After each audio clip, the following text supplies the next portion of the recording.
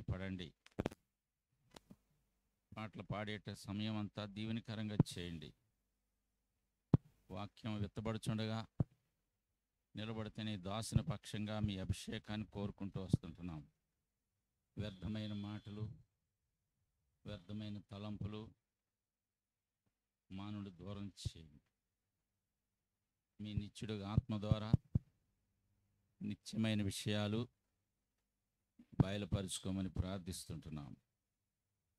ఈ కూడిక ప్రారంభం నుంచి ముగింపు వరకు మీ అధ్యక్షతను జరిపించమని కోరుకుంటూ వస్తుంటున్నాం. ఈ ప్రాంగణం అంతటిలో మీ దూతను తోడుగా ఉంచమని కోరుకుంటూ వస్తుంటున్నాం. ప్రియ ప్రభువా, ఈ స్వరం ఎందరైతే వింటూ ఉన్నారో వారి కుటుంబాలకి మేలు చేయమని ప్రార్థిస్తుంటున్నాం. వారిని కూడా మీరు జ్ఞాపకం చేసుకొని దేవా, వారిని కూడా దీవించమని, మీ రాజ్యానికి వారిని కూడా వారసులుగా చేసుకోమని ప్రార్థిస్తూ ఉంటున్నాం. ఈ ప్రభువా, వారి పనులను చక్కబెట్టుకొని మీ స్వరం వినగలిగే చెవి వారికి దయచేయండి. మీ మాటలు వారి హృదయాంతరంగాల్లో కార్యం చేయమని ప్రార్థిస్తుంటున్నాం. శత్రు యొక్క కనబడిన ప్రతి పన్నాగాని పడగొట్టండి. అంధకార శక్తుల్ని, సర్వశక్తుల నజరేయుడైన యేసుక్రీస్తు నామములో దూరం చేయండి. ప్రారంభం నుంచి ముగింపు వరకు మీరు మాత్రమే మా మధ్య వసించండి.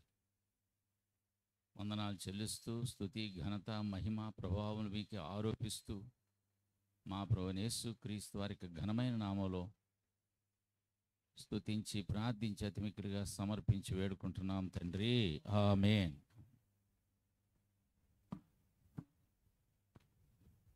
దయచేసి కూర్చోండి. ఒక పాట పాడుతున్నాము. పాట సంఖ్య 111. పెద్ద కీర్తన బుక్కుల్లో 111, ఇంకొక దాంట్లో 112. ఓ యేసు నీ ప్రేమ.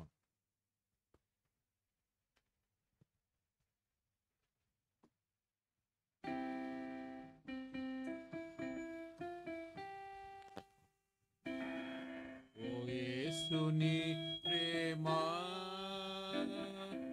ఎంతో మహనీయము. ఆకాశతార పర్వత సముద్రముల కన్న గొప్పది. ఆకాశతార పర్వత సముద్రముల కన్న గొప్పది.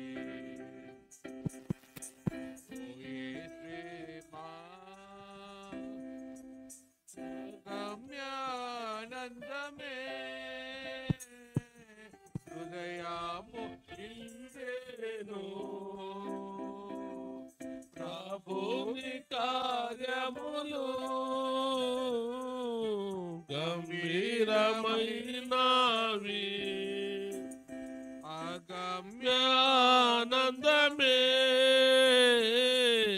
హృదయము నిండెను. ప్రభుని కార్యములు గంభీరమైనవి.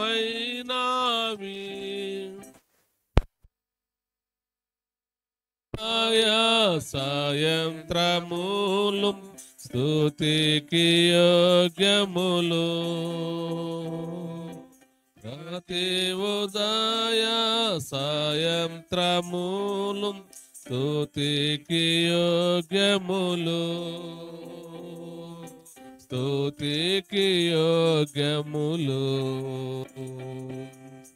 ఓ యేసు నీ ప్రేమ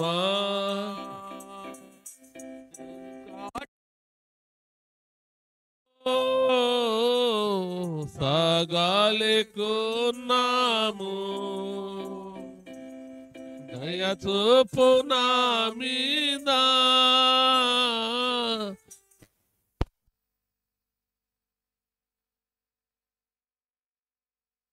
కాట సమయములో సాగాలికున్నాము.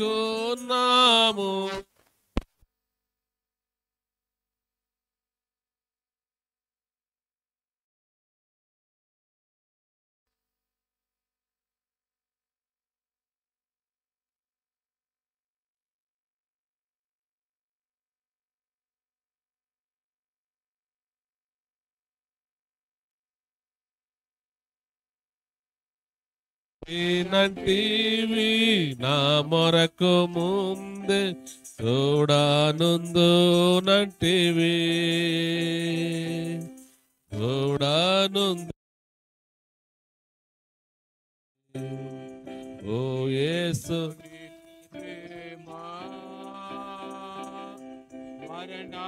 మరణాంధకారం లోయాన్ని సంచరించిన నిరంతర యేసు నాదు కాపరి మరణాంధకారపు సంచరించిన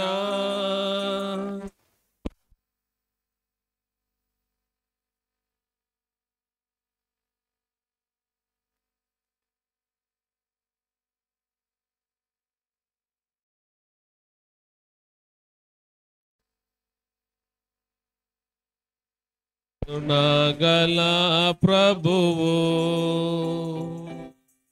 కరమునిచ్చి నన్ను గాయోచు నడుపు కరుణాగల ప్రభువు కరుణాగల ప్రభువు ఓ యేసుని ప్రేమ కొదువాలెన్నీయున్నా భయపడను నేనెప్పుడు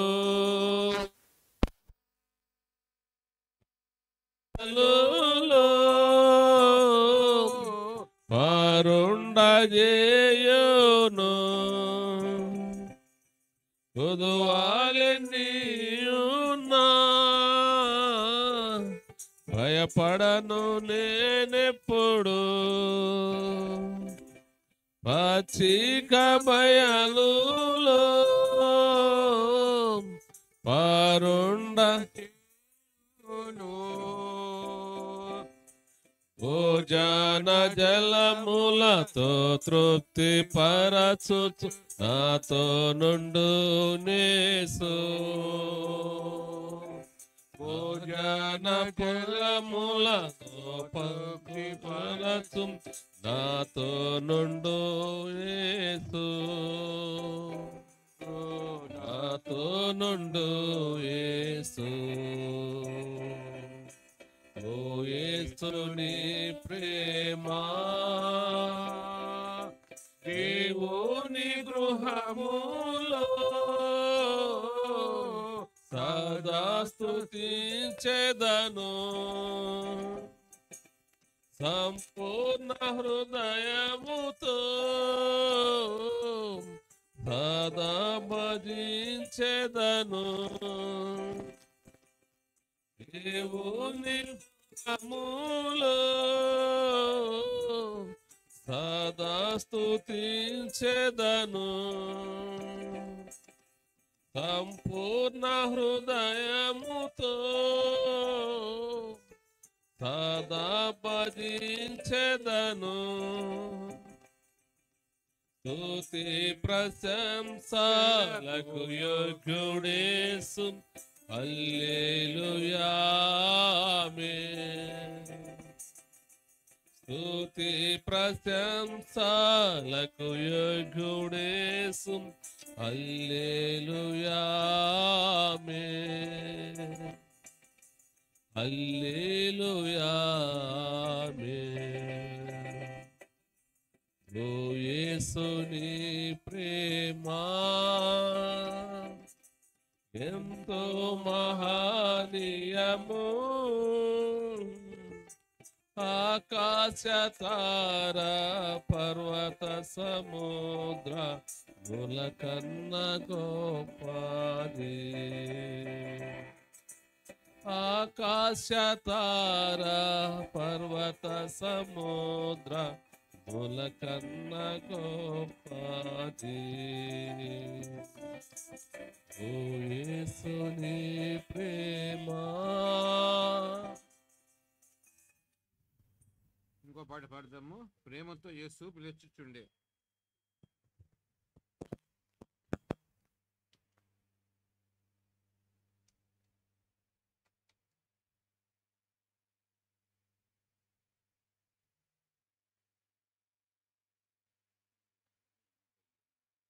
388 పాత బుక్కుల్లో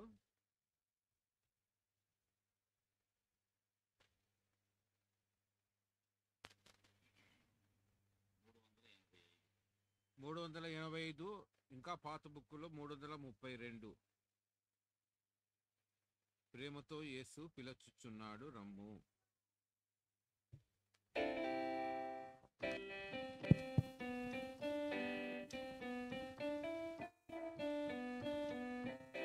ప్రేమతో యేసు పిలుచుచున్నాడు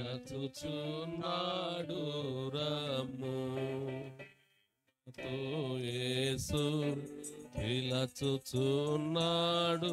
రమ్ము. రక్షణను పొంది రక్షణముగా వెళ్ళుము. రక్షణను పొంది రక్షణముగా వెళ్ళుము. ప్రేమతో యేసు పిలుచుచున్నాడు రమ్ము. ప్రేమతో యేసు పిలుచుచున్నాడు. పాపమెరుగని ప్రభుని కొరకు పాపముగను చేయబడెను. పాపమెరుగని ప్రభుని కొరకు పాపముగను చేయబడెను. శాపగ్రాహి అయే సిలువలో శాపగ్రాహి అయే సిలువలో పరుగిడి రమ్ము. శాపగ్రాహి అయే సిలువలో శాపగ్రాహి అయే సిలువలో పరుగిడి రమ్ము. ప్రేమతో యేసు పిలుచుచున్నాడు రమ్ము. ప్రేమతో యేసు పిలుచుచున్నాడు.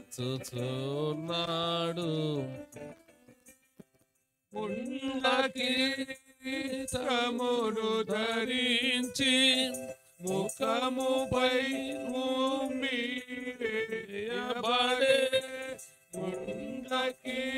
కిరీటమును ధరించి ముఖముపై ఉమ్మివేయబడే. ప్రాణమిడేసు సిలువలో ప్రాణమిడేసు సిలువలో పరుగిడి రమ్ము. ప్రాణమిడేసు సిలువలో ప్రాణమిడేసు సిలువలో పరుగిడి రమ్ము. ప్రేమతో యేసు పిలుచుచున్నాడు రమ్ము. ప్రేమతో యేసు పిలుచుచున్నాడు. సిలువలో నీకైగా పిగొని కలుషని క్షమకై ప్రార్థించి. సిలువలో నీకైగా పిగొని కలుషని క్షమకై ప్రార్థించి.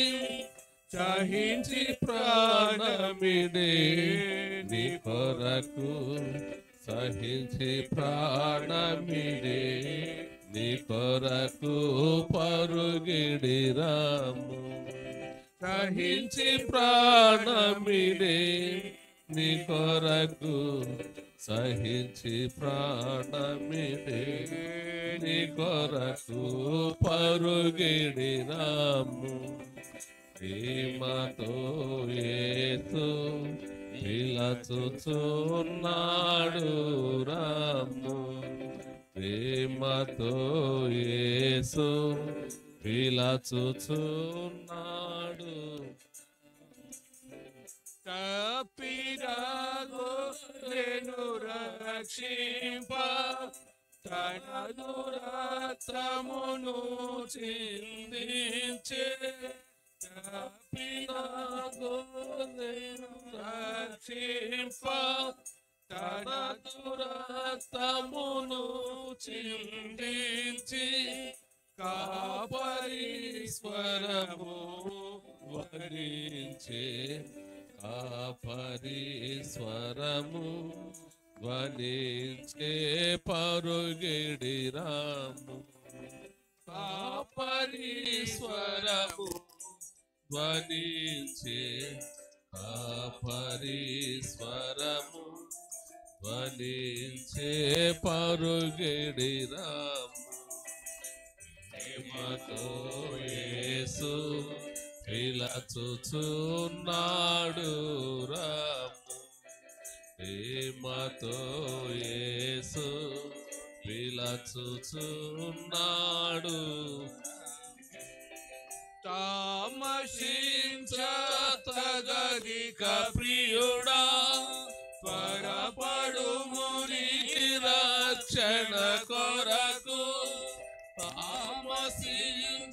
తామసించతగదిక ప్రియుడా త్వరపడుము నీ రక్షణ కొరకు నేడే నీ రక్షణ దినము నేడే నీ రక్షణ దినము పరుగిడి రాము నేడే నీ రక్షణ దినము నేడే నీ రక్షణ దినము పరుగిడి రాము ప్రేమతో యేసు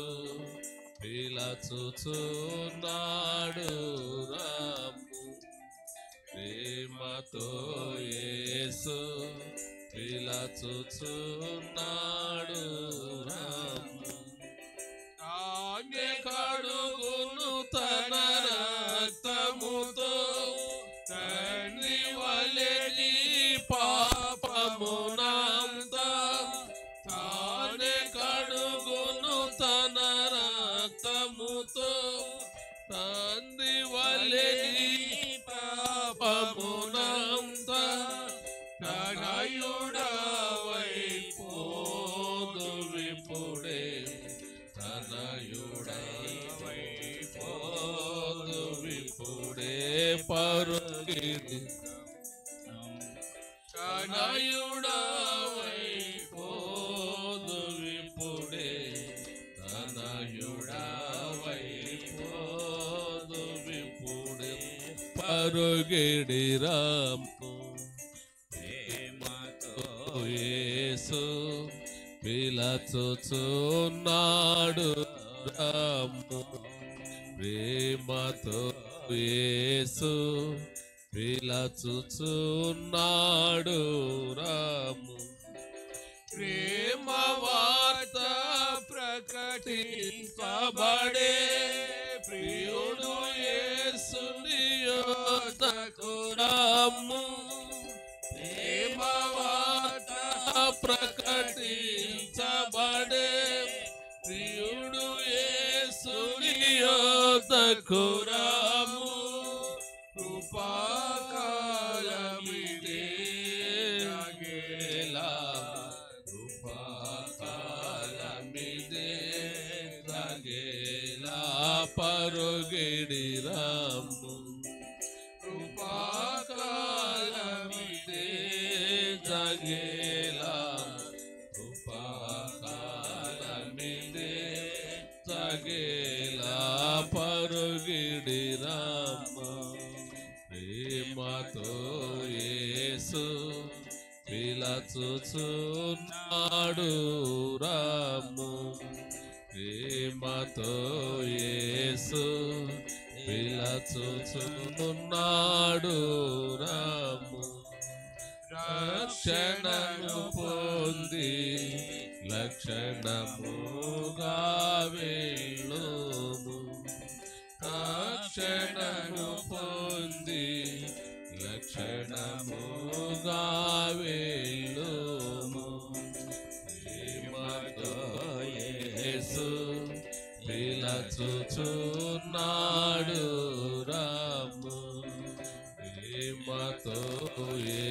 యేసు నిలచుచున్నాడు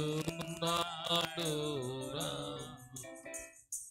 చివరికి ఒక చిన్న పాట పాడదాము. పాట సంఖ్య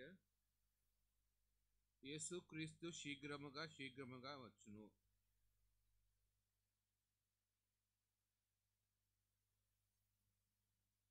321. Thank you. 321 చూడండి. యేసు క్రీస్తు శీఘ్రముగా శీఘ్రముగా.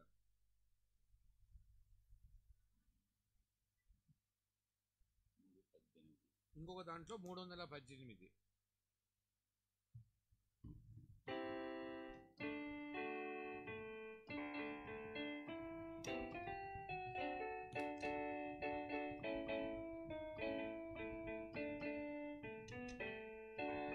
యేసు క్రీస్తు శీఘ్రముగా శీఘ్రముగా శీఘ్రముగా. యేసు క్రీస్తు శీఘ్రముగా దిగివచ్చును దిగివచ్చును దిగివచ్చును. యేసు క్రీస్తు శీఘ్రముగా దిగివచ్చును. సంధింపని ఆయత్తమా ఆయత్తమా ఆయత్తమా. సంధింపని ఆయత్తమా యేసురాయ కాడ యేసురాయ కాడ యేసురాయ కాడ. సంధింపని ఆయత్తమా యేసురాయ కాడ. సిద్ధపడు సిద్ధపడు సిద్ధపడు ఎడల సిద్ధపడు. కృపకాలమున కృపకాలమున కృపకాలమున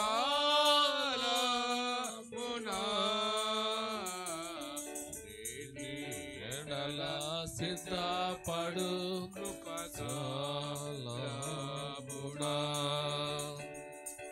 భక్తులెల్లరూ సిద్ధపడి సిద్ధపడి సిద్ధపడి. భక్తులెల్లరూ సిద్ధపడి కాచియుందురు కాచియుందురు కాచియుందురు. భక్తులెల్లరూ సిద్ధపడి కాచియుందురు.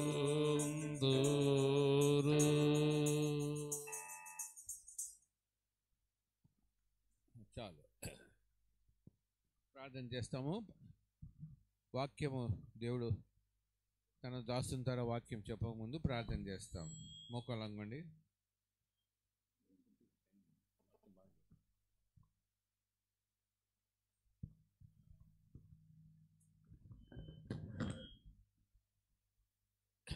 ప్రభువా, మీ నామానికి ఎంతో వందనం స్తోత్రములు.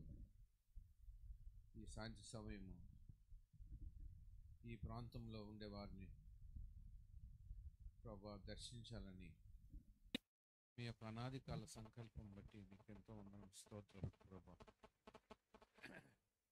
ఇక్కడ ఉండే ప్రజలను, ఈ ప్రాంతంలో ఉండే ప్రజలను మీరు ఎప్పుడో ప్రేమించారు.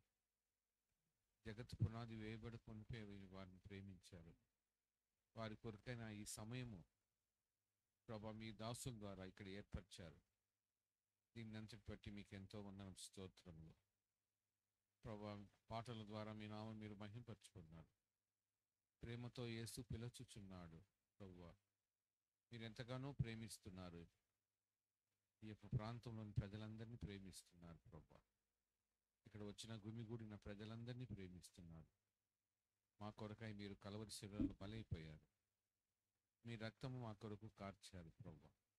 ఎందరైతే మీ రక్తంలో విశ్వాసంతో తమ పాపములు కడుక్కుంటారో, తమ పాపములు ఒప్పుకుంటారో, ప్రభువా క్షమించుము ప్రభువాన్ని ఒప్పుకుంటారో, మీ దగ్గరికి వస్తారో వారిని మీరు ఎప్పుడు దూరపరిచే దేవుడు కాదు. నా ఎద్దకు వచ్చి వారిని నేనెంత మాత్రమును బయటికి త్రోసివేనని సెలవిచ్చారు యోహాను సువార్తలో. ప్రభువా మీ ప్రేమ ఎంతో గొప్పది.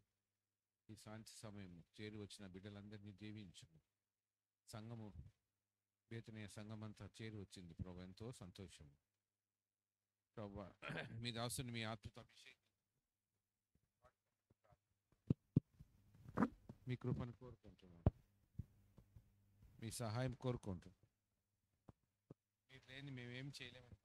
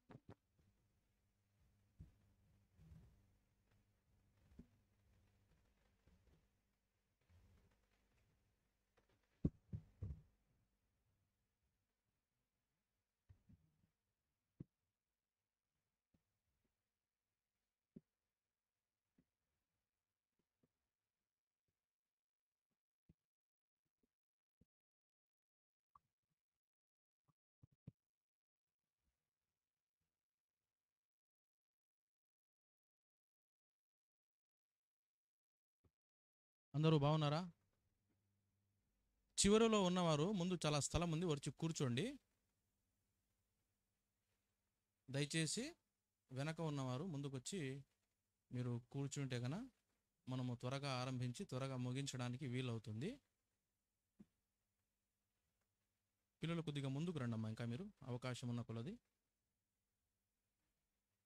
కొద్దిగా ఈ సిస్టమ్కు ఆనుకోకుండా పక్కకు రండి. ఈ సిస్టమ్కు దూరంగా కూర్చోండి. రైట్. అవినాష్ వాళ్ళను కొంచెం అట్లా జరిపి ఇంకా ముందుకు రండి అమ్మా, ముందుకు రండి. వెనక చాలామంది ఉన్నారు, వాడికి స్థలం లేదు. మీరు ముందుకు రండి, దయచేసి సహకరించండి.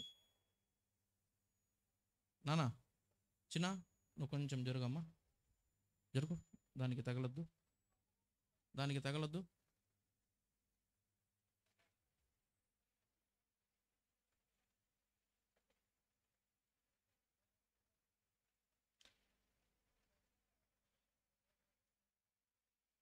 కొద్దిసేపు నిశ్శబ్దం పాటిస్తే మనం త్వరగానే కూడికను ముగించుకుందాం. ఓకేనా? మీరు మాట్లాడే కొలది సమయం ఇంకా ఆలస్యం అవుతుంది.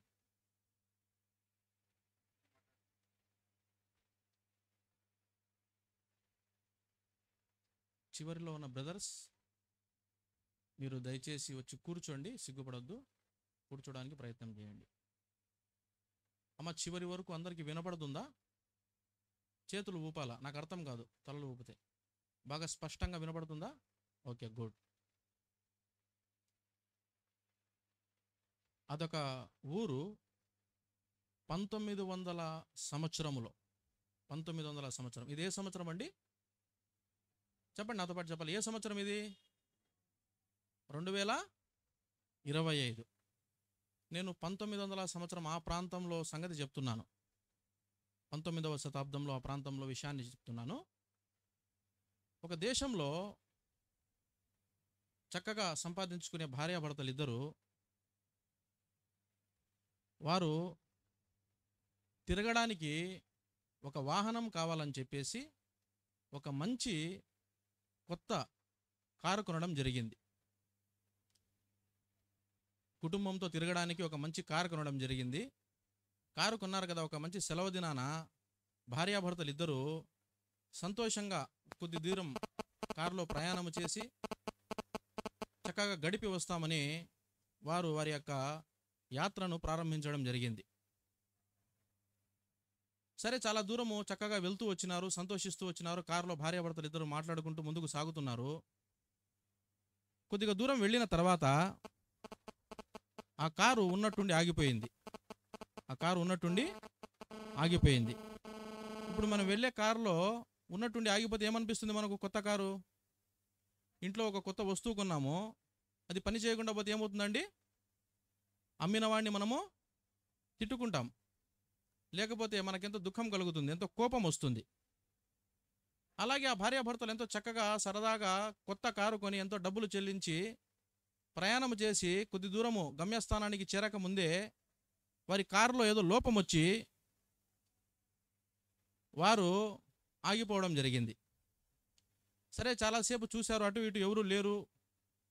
ఆ ప్రాంతంలో మెకానిక్స్ కానీ తెలిసిన వారు గారు ఎవరూ లేరు. వారు కారు నుంచి బయటికి దిగి ఆ కారు ముందర ఉండే బానెట్ ఉంటుంది కదా, దాన్ని బానెట్ అంటారు, తీసి ఆ ఇంజిన్ భాగాన్ని తదేకంగా గమనిస్తూ ఉన్నారు. వారికి దానిలో అనుభవం లేని కారణాన్ని బట్టి వారికి ఏం అర్థం కావటం లేదు. ఏదో భర్త కొద్దిగా రిపేర్ చేయడానికి ప్రయత్నం చేసినట్లు చేసి చాలాసేపు చేసిన తర్వాత రిపేర్ కాలేదు. రిపేర్ అవుతుందేమో అని ఆశపడినారు, కానీ అది రిపేర్ కాలేదు. అందుకని భార్యాభర్తలు ఇద్దరు ఎంతగానో దుఃఖపడినారు. ఈ కారు మనం కొనడం చాలా, మన డబ్బులన్నీ దండగైపోయినాయి, లేకపోతే ఈ డబ్బులు వ్యర్థమైపోయినాయి అని మాట్లాడుకుంటా ఉన్నారు. ఒక పక్క కోపం ఉంది, ఒక పక్క బాధ ఉంది, ఒక పక్క కొని మోసపోయినాము మేము అనే ఆలోచనలో వాళ్ళు ఉంటూ ఉన్నారు. అటుగా వెళ్తున్న ఒక వ్యక్తి వీరిని గమనించి డ్రైవర్కు కారు ఆపమని చెప్పినాడు. డ్రైవర్ కారు ఆపిన తర్వాత ఈ పెద్ద మనిషి దిగినాడు. చక్కగా కోట్ వేసుకొని ఉన్నాడు, సూట్ వేసుకొని ఉన్నాడు, బూట్ వేసుకొని ఉన్నాడు. చాలా గొప్ప వ్యక్తిగా కనబడుతూ ఉన్నాడు. అక్కడ దిగి ఆ కార్లో ఉండే యజమానిని అడుగుతూ వచ్చినాడు. ఆ కారు యాజమానిని అడుగుతూ వచ్చినాడు. ఏమడుగుతాడు చెప్పండి? ఏమడిగి ఉండొచ్చు? చెప్పాలి మీరు, ముందు కూర్చునే వాళ్ళు. ఏమడిగి ఉండొచ్చు? ఏమండి? తెలుగే కదా కాకినాడలో? వేరే భాష ఏదైనా ఉందా ఇక్కడ? తెలుగే కదా? నా భాష మీకు అర్థమవుతుందా? అర్థమవుతుందన్న వాళ్ళు చేతులు ఎత్తండి. మరి అందరికీ అర్థమైనప్పుడు జవాబు ఎందుకు ఇవ్వడం లేదు? అతను ఏమడిగినాడో మాకేం తెలుసు అంటారా? సరే, అతను దిగి ఆ యొక్క కారు యజమానిని అడుగుతూ ఉన్నాడు, ఆ భర్తను అడుగుతూ ఉన్నాడు, అయ్యా మీరు ఎందుకు ఇక్కడ ఆగిపోయినారు, ఏమి మీ సమస్య అని. అయ్యా మేము ఒక పనికి మాలిన కారు కొన్నాము, ఆ కారు చాలా కొత్త కారు, అది కొన్నాం కానీ చాలా దినాలు కూడా కాలేదు. మేము ఒక చోటికి సరదాగా వెళ్తూ ఉంటే ఈ కారు ఆగిపోయింది, దీన్ని ఎలాగో రిపేర్ చేయాలో మాకు అర్థం కావటం లేదు, ఈ కారు మటుకు దయచేసి మీరు కూడా కొనొద్దండి అని చెప్తూ వచ్చినాడు. అదే కంపెనీ కారు వచ్చిన వ్యక్తి కూడా తీసుకొని రావడం జరిగింది. సరే, మీరు నాకు ఒకవేళ అనుమతి ఇస్తే నేను మీ కారులో ఏం రిపేర్ వచ్చిందో చూడడానికి ప్రయత్నం చేస్తానని ఆ వ్యక్తి చెప్పినాడు. ఈ వ్యక్తి చూస్తే సూటు బూట్ వేసుకొని ఉన్నాడు కాబట్టి అతను అనుకున్నాడు, ఇతనికి ఏం తెలుసు అనుకున్నాడు, ఇంత గొప్పగా ఉన్నాడు, ఈ యొక్క మెకానిక్ పని ఇతనికి ఏం తెలుసు అనుకున్నాడు. సరే, చేయడంలో తప్పేముందని, సరే అండి మీరు చేయొచ్చు అన్నారు. ఆ వ్యక్తి తన కారులో ఉండే టూల్ కిట్, అంటే స్క్రూ డ్రైవర్స్, కటింగ్ ప్లేయర్ ఇట్లా ఉంటాయి కదా, అవన్నీ తీసి ఆ యొక్క ఇంజన్ భాగాన్ని ఓపెన్ చేసి చూసి చక్కగా సెట్ చేసి, సార్ కార్ ఇప్పుడు స్టార్ట్ చేయండి అని చెప్పడం జరిగింది. ఆ వ్యక్తి అంతా చేసిన తర్వాత ఆ వ్యక్తి కారు స్టార్ట్ చేస్తే ఆ కారు స్టార్ట్ అయింది. భార్యాభర్తలు ఎంతో ఆశ్చర్యచకితులై చూస్తూ ఉన్నారు. అరే, ఈ వ్యక్తి చూస్తే చాలా గొప్పగా కనబడుతూ ఉన్నాడు, కారు ఈ వ్యక్తి ఎలా రిపేర్ చేయగలిగినాడు అని. సరే, ఆ వ్యక్తి మీ కారు రిపేర్ అయింది, ఇంకా మీరు వెళ్ళొచ్చు అని చెప్పి తన కారులో ఎక్కడానికి ముందుకు వెళ్తా ఉన్నాడు. సార్ మీరు ఎవరో మాకు తెలియదు, కారు మటుకు చాలా చక్కగా చేస్తూ వచ్చినారు, మీ పేరు నేను తెలుసుకోవచ్చా అని ఆ కారు రిపేర్ అయిన దానిలో ఉండే భార్యాభర్తలు అడుగుతూ వచ్చినారు. ఆ వ్యక్తి నవ్వుతూ, నా పేరు ఫోర్డ్ అండి అని చెప్పినాడు. ఏం పేరు? ఫోర్డ్. అంటే ఇక్కడ గమనించాల్సిన విషయము, వాళ్ళు ఎంతో ఆశ్చర్యానికి గురైపోయి ఆ వ్యక్తిని ఎంతగానో సంతోషంగా కౌగిలించుకోవడం జరిగింది. ఎందుకు వారు కౌగిలించుకున్నారు? ఈ పేరు వింటానే వారు ఎందుకు అంత సంతోషపడినారంటే, ఆ కారు తయారు చేసిన వ్యక్తి ఆయననే. ఆ కారు ఫ్యాక్టరీకి ఓనర్ ఆయననే. ఆ కారు ఆయన ద్వారానే తయారు చేయబడతా వచ్చింది. కాబట్టి ఇక్కడ గమనించాల్సిన విషయం ఏమంటే, వారు ఎప్పుడైతే ఆ కారు రిపేర్ వచ్చిందో, ఆ రిపేర్ను బట్టి వారు ఎంతగానో దుఃఖపడుతూ వచ్చినారు. కానీ ఎప్పుడైతే ఆ కారు యజమాని అటుగా పోతూ ఆ కారును గమనించి దిగి దాన్ని రిపేర్ చేసినారు, వాళ్ళు చాలా సంతోషిస్తూ వచ్చినారు.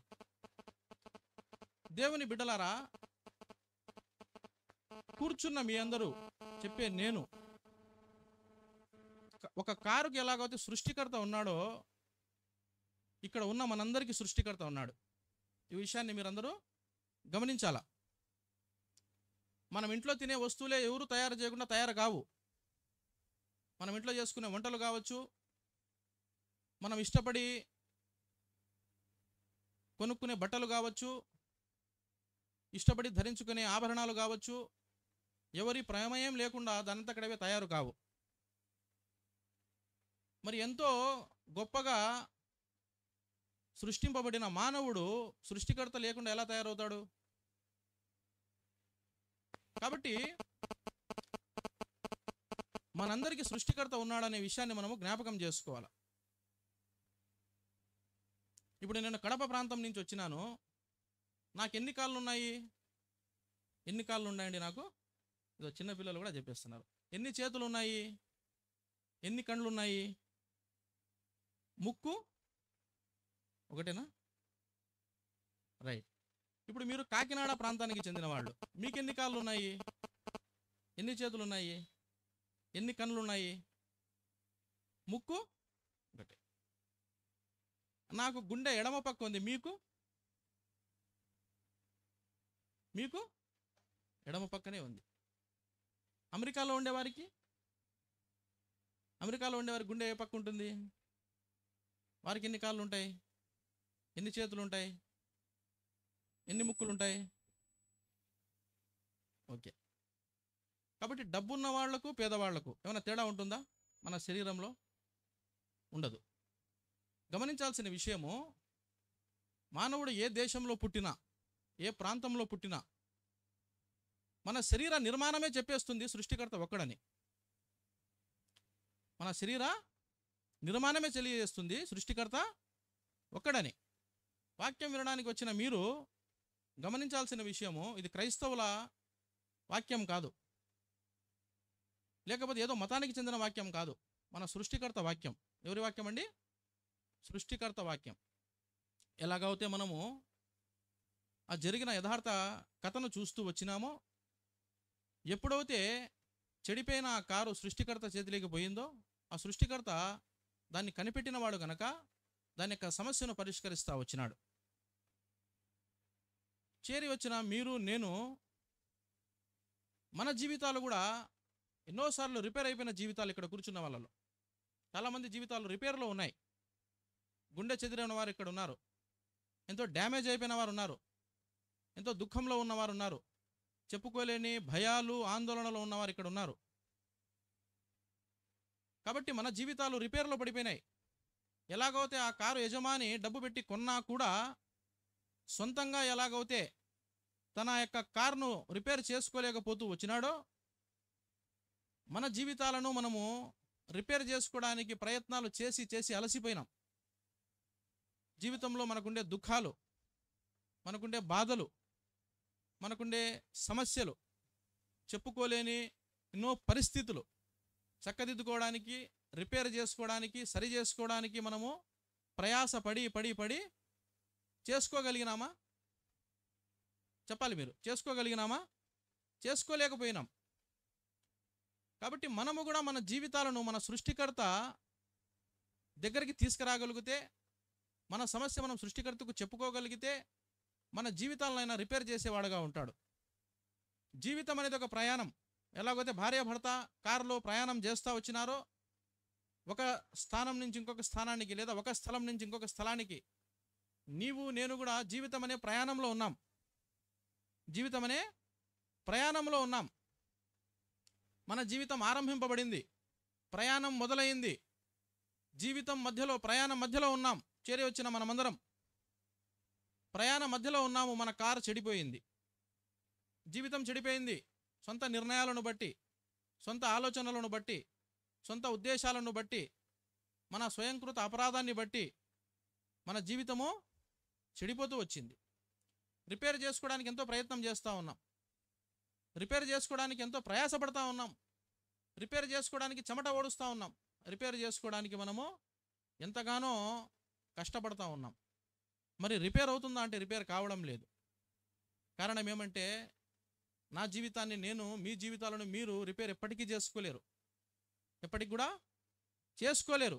ఎలాగైతే ఆ కారు యజమాని వచ్చి, ఆ కారు సృష్టికర్త వచ్చి ఆ యొక్క కారును రిపేర్ చేసి వారి ముఖాల్లో ఆనందాన్ని చూస్తూ వచ్చినాడో, ఈ సాయంకాల సమయమున మన సృష్టికర్త అయిన దేవుడు, నీ సృష్టికర్త అయిన దేవుడు చేరి వచ్చిన మీ అందరి జీవితాలను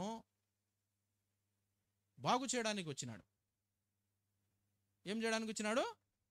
బాగు చేయడానికి వచ్చినాడు. మరి రిపేర్ చేయించుకోవాలనే ఆశ నీకు ఉంటే నువ్వు ఆయన వైపు చూడు. నా జీవిత యాత్రలో ప్రయాణంలో ఉన్నాం మనం. ఒక దినము ఈ ప్రయాణం ముగుస్తుంది. మన ప్రయాణం ముగియక ముందే, మన ప్రయాణం ఆగిపోక ముందే, మన జీవితాలు ఆగిపోక ముందే చేరి వచ్చిన మనమందరము మన సృష్టికర్తను మనము హృదయంలో చేర్చుకునే వారంగా ఉండాలి. కారు కొన్న వ్యక్తి కారు కొంటూ వచ్చినాడు, కానీ ఆ సృష్టికర్తను ఎప్పుడు చూడలే.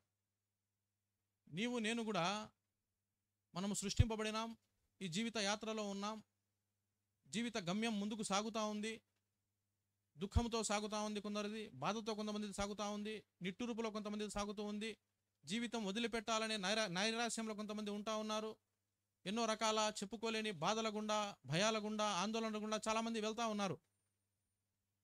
కాబట్టి మీ జీవితము యాత్ర ముందుకు సాఫీగా సాగడానికి సృష్టికర్త ఈ సాయంకాల సమయమున మన మధ్యలో ఉన్నాడని జ్ఞాపకం చేసుకోండి. కాబట్టి దేవుని వాక్యంలో ఒక చోట ఏమని ఉందంటే, మరి మీ దగ్గర దేవుని వాక్యం ఉన్నవారు కీర్తనల గ్రంథం అని ఉంటుంది, అందులో 147వ కీర్తన 3వ వచనం. గుండె చెదిరిన వారిని ఆయన బాగు చేయువాడు, వారి గాయములు. ఈ సృష్టికర్త ఎవరండి? గుండె చెదిరిపోయిన వారిని ఏం చేస్తాడైనా? బాగు చేయవాడు. గుండె చెదిరిపోవడం అంటే ఇదేదో హార్ట్ ప్రాబ్లం అనుకునేరు. హార్ట్ ప్రాబ్లం కాదు ఇది. గుండె ఎప్పుడు చెదిరిపోతుంది ఒక వ్యక్తికి? తన జీవితంలో జరిగిన సంఘటనలను బట్టి, తన జీవితంలో తను తీసుకున్న నిర్ణయాలను బట్టి, తన జీవితంలో తను ముందుకు వెళ్తున్న విధానాన్ని బట్టి గుండె చెదిరిపోయిన వారు ఉంటారు. బ్రతకడం మీద ఆశ వదిలేసిన వారు ఉంటారు. బ్రతకడము దండగా అనుకునేవారు ఉంటారు. ఎవరి కోసం నేను బ్రతకాలా అనేవారు ఉంటారు. బ్రతికి నేను ఏం ఉద్ధరించాలా అనే ఆలోచనలో ఉన్నవారు చాలామంది ఉంటారు. ఇక్కడ కూర్చున్నవారు ఈ సాయంకాలం చాలామంది అటువంటి వారు ఉన్నారని నేను నమ్ముతా ఉన్నాను.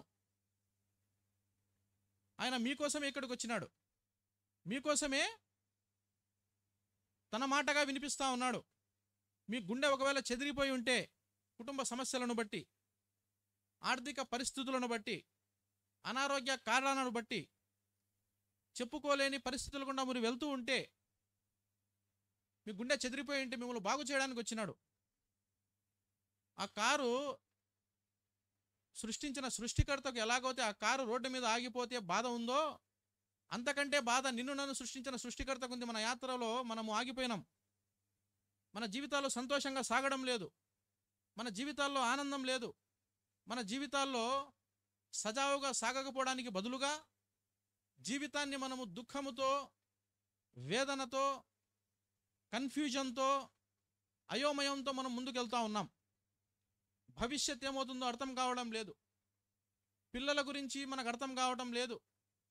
మనము ఎంతకాలం ఉంటామో మనకు అర్థం కావటం లేదు.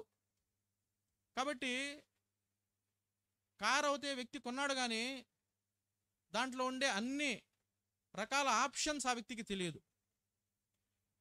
మనము కూడా మన జీవితంలో ఈ లోకానికి వచ్చినాము, కానీ జీవితాన్ని మనము సాఫీగా ముందుకు తీసుకెళ్ళడానికి మనకు శక్తి చాలడం లేదు. నడిపించేవాడు లేడు, ఆదరించేవాడు లేడు, ధైర్యపరిచేవాడు లేడు. ఎటు చూసినా మోసం ఎక్కువైపోయింది. నీ స్నేహితులే నిన్ను మోసం చేస్తూ ఉన్నారు, నీ బంధువులే నిన్ను మోసం చేస్తూ ఉన్నారు. నువ్వు మోసానికి అలవాటు పడిపోయి ఎవరు నిన్ను నమ్మాలనో, ఎవరు నిన్ను నమ్మకూడదో, ఎవరు నిన్ను నీ సమస్యల నుంచి బయటికి తీసుకొస్తారో, ఎవరు నిన్ను బాగు చేస్తారో ఎదురు చూసి చూసి నువ్వు అలసిపోయినావు. ఆయన గుండె చెదిరిన వారిని బాగు చేస్తానని పిలిపిస్తా ఉన్నాడు. గుండె చెదిరిన వారిని బాగు చేస్తానని. నీ గుండె చెదిరిపోయిన పరిస్థితి నీకు ఉంటే ఆయన నిన్నే పిలుస్తా ఉన్నాడు. నాకు తెలియదు నువ్వు ఎవరో, కానీ ఆయనకు తెలుసు. ఆయనకు నువ్వు తెలుసు. ఆయన నీకోసమే ఈ యొక్క మీటింగ్ ఏర్పాటు చేయడం జరిగింది. ఎందును బట్టి నీ గుండె చెదిరిపోయిందో నీ గుండె బాగు చేస్తానంటా ఉన్నాడు.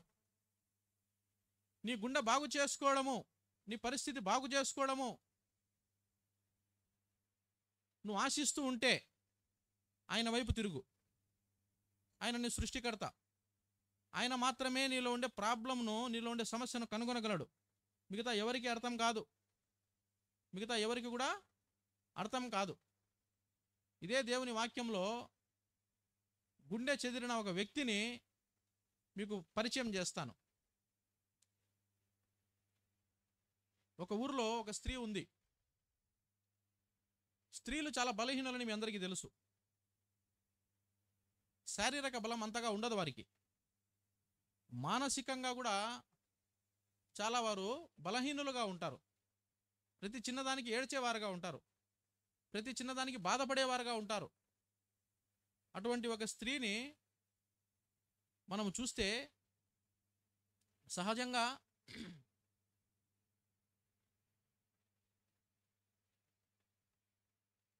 ఆ స్త్రీని మనం గమనించినప్పుడు, ఆ స్త్రీ జీవితంలో మనము జరిగిన సంఘటన మనము గమనించినప్పుడు, ఆ స్త్రీ పెరిగి పెద్దదైపోయిన తర్వాత వివాహం జరిగింది. ఆ వివాహ జీవితము చక్కగా నడవలేదు. ఎంతో ఆశతో చేసుకున్న వివాహం ఎప్పుడైతే సరిగ్గా జీవితం నడవకపోయేసరికి ఆ వివాహ బంధం తెంచుకునింది. సరే, మళ్ళా నాకు ఒక తోడు కావాలి కదా, మళ్ళా నాకు ఒక నీడ కావాలి కదా, సమాజంలో నన్ను అవమానపరచకూడదు కదా అని ఇంకొక వ్యక్తిని వివాహం చేసుకునింది. సరే, అక్కడి వరకు బాగానే ఉంది. రెండవ వ్యక్తితో కూడా తన జీవితాన్ని సరిగా గడపలేక సమస్యలు వచ్చి రెండో వ్యక్తితో కూడా విడిపోవడం జరిగింది. సమాజం అప్పటికే ఆ స్త్రీని గమనిస్తూ ఉంది. ఆ యొక్క పేటలో ఉండేవారు, ఆ యొక్క ప్రాంతంలో ఉండేవారు అప్పటికే ఆ స్త్రీతో సహవాసం చేయడం తగ్గించేసినారు. స్త్రీని నానా మాటలు అంటా ఉన్నారు. ఆ స్త్రీతో కలవడకుండా ఉండడానికి అందరూ తీర్మానం చేసుకున్నారు. సరే, ఆ స్త్రీ ధైర్యము చేసి దుఃఖముతో బాధతో ఏడుస్తూనే తన జీవితంలో ఇంకొక వివాహం చేసుకునింది. ఇప్పటికి ఎన్ని వివాహాలైనాయి? ఎన్నైనాయండి? 3 వివాహాలైనాయి.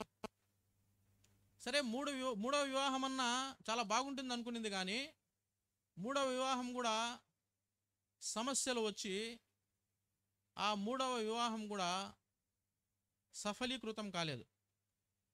ఆ మ్యారేజ్ కూడా ఫెయిల్ అయిపోయింది. ఇప్పుడు మీరు చెప్పండి, తప్పు ఈమెలో ఉందా, తప్పు భర్తల్లో ఉందా? చెప్పాలి, మీరు చెప్పాలమ్మా. తెలుగే కదా ఇక్కడ. తప్పు ఎవరిలో ఉంది? ఆమెలో ఉందని ఎలా చెప్పగలుగుతా ఉన్నారు? చెప్పాలి. ఎలా చెప్పగలుగుతున్నారమ్మా? చెప్పండి. మీకు అర్థమైనట్లే చెప్పండి. నేనేం మీకు క్వశ్చన్స్ అడిగి ఇబ్బంది పెట్టాను. కాకినాడ వాళ్ళు చాలా తెలివిమంతులని నేను వింటూ వచ్చినాను. మీరు సైలెన్స్గా ఉండడానికి లేదు, చెప్పాలి. 3 వివాహాలు చేసుకున్నా ఆ 3 వివాహాల్లో మీకు ఒక ప్రశ్న ఇది, ఈమె సెట్ కాడకపోవడానికి కారణము భర్తలు అంటారా లేకపోతే ఈమంటారా? ఏమండి? కాబట్టి మీరు స్త్రీలు కాబట్టి స్త్రీ పక్షపాతులు ఉన్నట్టున్నారు మీరు. అంటే ఇది మగవారి వైపు వేసేస్తే పోతుంది, స్త్రీ వైపు వేస్తే ఎట్లా అనుకుంటున్నారు ఏమన్నా? సరే, ఇక్కడ మనం గమనిస్తే 3 వివాహాలు కుదరలేదు. సమాజము ఇంకా ఆమెను ఏ విధంగా గమనిస్తుంది? అరే ఒకరంటే వదిలేసినావు, ఇద్దరినంటే వదిలేసినావు, సరే ముగ్గురిని వదిలేస్తే సమస్య వారిలో కాదు నీలో ఉందనిపిస్తుంది అని సమాజం భావిస్తుందా లేదా? భావిస్తుంది. సరే, సమాజంలో ఆటుపోట్లు తింటుంది, సమాజంలో అవమానం ఎదుర్కొంటా ఉంది, సమాజంలో ఇతరుల స్త్రీలతో మాట్లాడడానికి వారి భర్తలు కానీ ఆ ఊర్లో ఉండేవారు కానీ తనకు అనుమతి ఇవ్వడం లేదు. ఎందుకంటే ఈమెకు అనుమతి ఇస్తే మా భర్తలను కూడా ఈమె ఎక్కడ బుట్టలో వేసుకుంటుందో అని, లేకపోతే మా జీవితాలు ఎక్కడ చెడగొడుతుందో అని. కాబట్టి ఈమె ముగ్గురు భర్తలు కలిగిన ఒంటరి స్త్రీ. ఈమె మన జీవితంలో కొన్నిసార్లు ఎంతమంది మనకు తోడున్నా ఎలా ఉంటాం మనము? ఒంటరి జీవితాలు ఉంటాయి. బంధువులు ఉంటారు, స్నేహితులు ఉంటారు, బిడ్డలు ఉంటారు, తల్లిదండ్రులు ఉంటారు, అయినా ఒంటరిగా ఉంటాం మనం. ఒంటరి జీవితం. 3వ వివాహం కూడా ముచ్చటగా 3వసారి ఏమైంది? ముచ్చటగా 3వసారి ఫెయిల్ అయిపోయింది.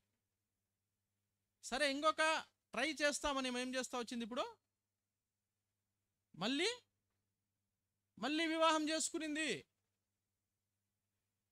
ఇంకా ఒకవేళ ఆ స్త్రీ మన మధ్యలో ఉంటే ఈ కాకినాడ పేటలో మీరేం చేస్తారు చెప్పండి? కాకినాడ పట్టణం ఈ పేటలో లేకపోతే ఈ యొక్క స్ట్రీట్లో ఈ యొక్క ప్రాంతంలో ఏం చేస్తారు మీరు చెప్పాలా? కాబట్టి గమనించాల్సిన విషయము, తన జీవితం పూర్తిగా పాడైపోయింది. ఇప్పుడు తను మంచి అని చెప్పుకోవడానికి కూడా అవకాశం లేని పరిస్థితి. చెప్పినా వినరు సమాజము. అమ్మ ఒకరంటే సరే, ఇద్దరంటే సరే, ముగ్గురంటే సరే, ముగ్గురికే ఒప్పుకోరు ఎవరు కూడా. 4గురితో వివాహం చేసుకున్నావు, వారు బాగలేదని నువ్వు ఎట్లా చెప్తావు? నీకు సిగ్గు అనేది నీ జీవితంలో ఉందా? రోషం అనేది నీకుందా? మరి ఏం ఆశిస్తున్నావు వాళ్ళ దగ్గర? నువ్వు ఏమి కోరుకుంటున్నావు వారి దగ్గర? అరే మా జీవితాలు లేవా? మేము భర్తలతో సంసారం చేయడం లేదా? మాకు ఒకటే భర్త, మేము సంసారం చేయడం లేదా? మా భర్త త్రాగుబోతు, మేము సంసారం చేయడం లేదా? మా భర్త తిరుగుబోతు, మేము సంసారం చేయడం లేదా? మా భర్త మమ్మల్ని పట్టించుకోవడం, మేము సంసారం చేయడం లేదా? మరి చేస్తున్నాం కదా, నీకేం పోయే కాలం వచ్చింది అని అంటారు. ఆమెతో తిరగడానికి కూడా ఇష్టపడరు. నానా రకాలుగా అంటారు, నానా రకాలుగా ఆమెను అవమానపరచడానికి అవకాశాలు ఎన్నో పుష్కలంగా ఉన్నాయి. 4వ వివాహం చేసుకునింది, ఆశతో చేసుకునింది, ఇప్పుడైనా నేను సెట్ అవుతానని. ఇప్పుడు ఏం జరిగింటుందో చెప్పండి? ఏం జరిగింటుంది? ఏమమ్మా చెప్పాలి, మీరే చెప్పాలా. స్త్రీమూర్తులు చెప్పాలా. ఏం జరిగింటుంది?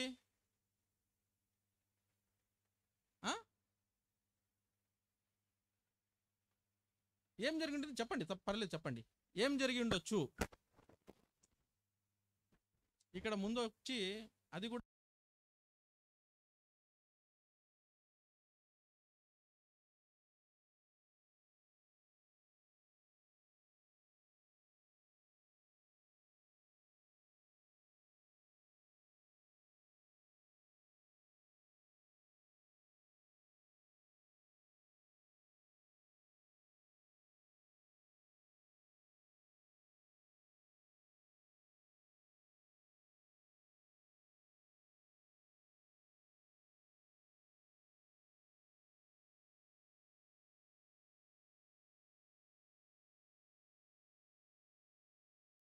కోపం తెప్పిస్తూ ఉన్నాయి. సమాజంలో ఉండాల్సిన అర్హత తనకు లేనట్లుగా మనకు కనబడతా ఉంది. సమాజం నుంచి వెలివేయాల్సిన పరిస్థితి మనకు కనబడతా ఉంది. సమాజం నుంచి మనం తోలివేయాల్సిన పరిస్థితి కనబడతా ఉంది. అంత దుర్మార్గంగా తన యొక్క జీవితం మనకు కనబడతా ఉంది. 4వది సెట్ కాలేదు, ఇంకా ఏమా 5వ వివాహానికి బయలుదేరింది తల్లి, మహాతల్లి. ఎన్నో వివాహము? 5వ వివాహానికి బయలుదేరింది. 5వ వివాహం చేసుకునింది. ఇప్పుడు 5వ వివాహం చేసుకొని ఇప్పుడు ఏమై ఉంటుంది?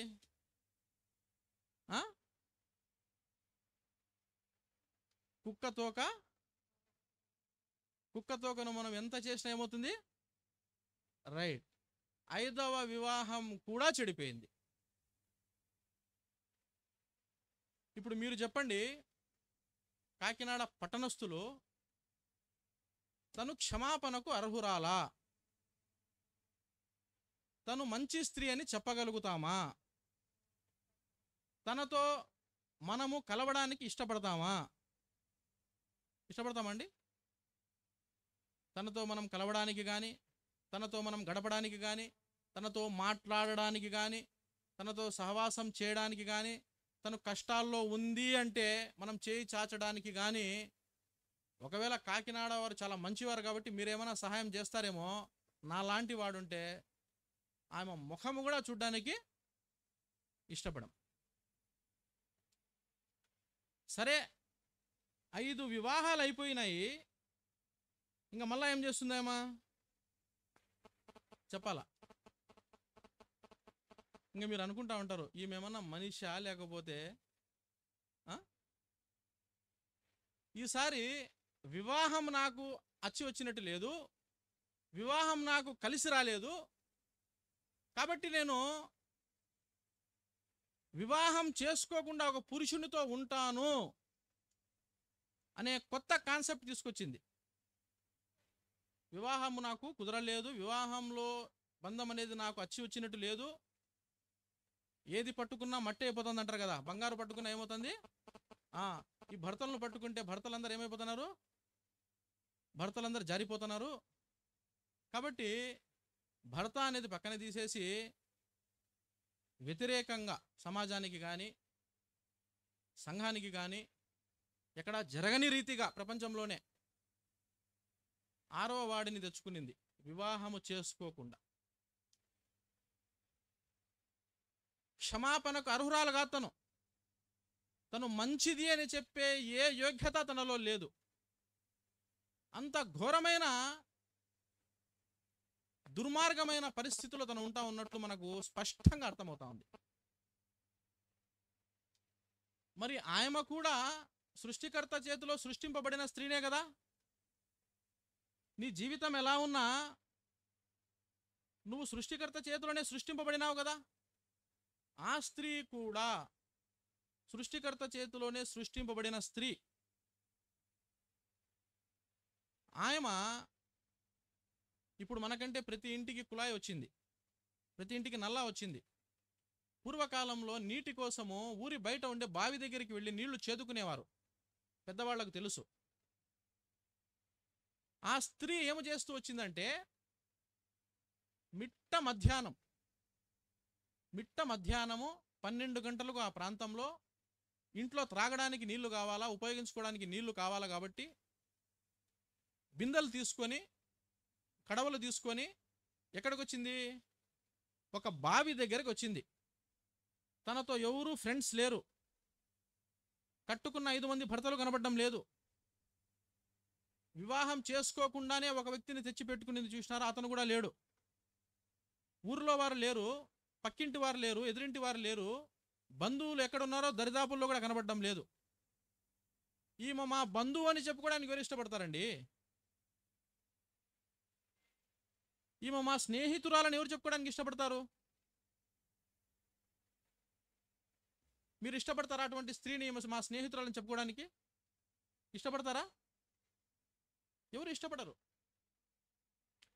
ఒంటరిగా వచ్చింది తను. స్త్రీలు సహజంగా ఒంటరిగా బయటికి పోవడానికి ఇష్టపడరు. స్త్రీలు నీళ్లు పట్టుకోవడానికి ట్యాంకర్ వస్తాయి కొన్నిసార్లు మనకు. మీకు ఇక్కడ నీళ్లు పుష్కలంగా ఉన్నాయి కాబట్టి నీటి అవసరం రాదేమో, మా పక్క కొన్నిసార్లు నీరు రాకపోతే మున్సిపాలిటీ ట్యాంకర్లు వస్తాయి. ఆ మున్సిపాలిటీ ట్యాంకర్లలో నీళ్లు పట్టుకోవడానికి గుంపులు గుంపులుగా పోతారు. ఈ స్త్రీ నీళ్లు చేదుకోవడానికి ఒంటరిగా పోయింది. కారణము తనతో రావడానికి ఎవరు ఇష్టపడడం లేదు, తనతో మాట్లాడడానికి, తనను చూడడానికి. నీళ్ళు ఎవరైనా చేదుకోవడానికి ఉదయమైనా పోతారు, లేదంటే సాయంత్రమైనా పోతారు, కానీ మిట్ట మధ్యాహ్నం పోయింది ఈ తల్లి. కారణం ఏమంటే మిట్ట మధ్యాహ్నం ఎండకు అందరు లోపల ఉంటారు, ఎవరికి కనబడకుండా తన జీవితం సిగ్గుతో ఉంది, అవమానముతో ఉంది, తన జీవితం చెడిపోయిన జీవితం. దారిలో వెళ్తూ ఒకవేళ ఉదయం వెళ్తే ఆ రోడ్డు పక్కన రోడ్డు చివరున ఆ 4 రోడ్ల సర్కిల్లో అడుగుతారు, ఏమమ్మా ఇప్పుడు చేసుకున్న భర్తన్నా నువ్వు సెట్ అయినావా, నీ జీవితం సెట్ అయిందా అని. ఆ మాటలు అనిపించుకోవడం ఇష్టం లేదు తనకు. ఏమమ్మా నీ జీవితం బాగైందా అని ఎవరన్నా అడిగితే ఏం చెప్తారు? చెప్పలేదు. కాబట్టి ఎవరూ లేనప్పుడు ఇటు అటు చూచి ఆమె మధ్యాహ్న కాల సమయము ఆ బావి దగ్గరికి వెళ్ళింది నీళ్లు చేదుకోవడానికి. నీళ్లు చేదుకునే సమయంలో అక్కడ ఒక వ్యక్తి వచ్చినాడు. ఆ వ్యక్తి తనతో సంభాషిస్తా ఉన్నాడు, అమ్మ త్రాగడానికి కొన్ని నీళ్లు నాకు ఇస్తావా అని. ఆ వ్యక్తి వాలకం చూసింది, ఆ వ్యక్తిని కింద నుంచి పై వరకు చూసింది. ఆ వ్యక్తి ఎక్కడి ప్రాంతం వాడో తనకు కొద్దిగా అర్థమైంది. అయ్యా మీరు ఫలానా జాతి వారికి చెందినవారు కదా, ఫలానా కులానికి చెందినవారు కదా, మీరు మా దగ్గర నీళ్ళు అడగడానికి మీరు ఎలా వచ్చినారు? మీ జాతి వారు, మీ కులం వారు మా దగ్గర నీళ్ళు అడగడానికి రారు కదా, అది అవమానంగా భావిస్తారు కదా, హేయంగా భావిస్తారు కదా, మరి ఎలాగో మీరు నీరు అడగడానికి వచ్చినారంటే వచ్చిన వ్యక్తి సంభాషిస్తూ ఉన్నాడు. అమ్మా నిన్ను నీరు అడగడానికి వచ్చిన వ్యక్తి ఒకవేళ నీకు తెలిసి ఉంటే నువ్వు ఆ మాట చెప్పకపోదు. నీ జీవితంలో నువ్వు సొలసిపోయినావని, డస్సిపోయినావని, నీ జీవితంలో దుఃఖంలో ఉన్నావని, నీకు తోడు లేరని, నీకు నీడ లేరని, నీ జీవితాన్ని ఎవరు చూసినా తిడుతున్నారని, నీ జీవితాన్ని అవమానం చేస్తున్నారని నాకు తెలుసు. ఆయనతో స్టార్టింగ్ చెప్పలేదు ఆ మాట, కానీ ఆయన చూసే పద్ధతిలో ఆ విధంగా ఉంది. ఎంతోమంది పురుషులను చూసింది ఆమె, కానీ ఈయనలో ఆ పవిత్రత ఏ పురుషుల్లో చూడలేదు. పురుషులు చూసే పద్ధతి స్త్రీలకు అర్థమైపోతుంది, వాడు ఎలా చూస్తున్నాడని. ఈ స్త్రీ కనిపెట్టింది, కానీ ఈయన చూపులో పవిత్రత ఉంది, ఈయన చూపులో ప్రేమ ఉంది, ఈయన చూపులో సహాయం చేస్తామనే ధోరణి కనబడతా ఉంది. ఆయనను జాలిగా చూస్తూ ఉన్నాడు, ఆయనను ప్రేమగా చూస్తూ ఉన్నాడు. చెడిపోయిన జీవితం ఏమది అని ఆయనకు తెలుసు. అమ్మా నేనెవరో నీకు తెలిసింటే,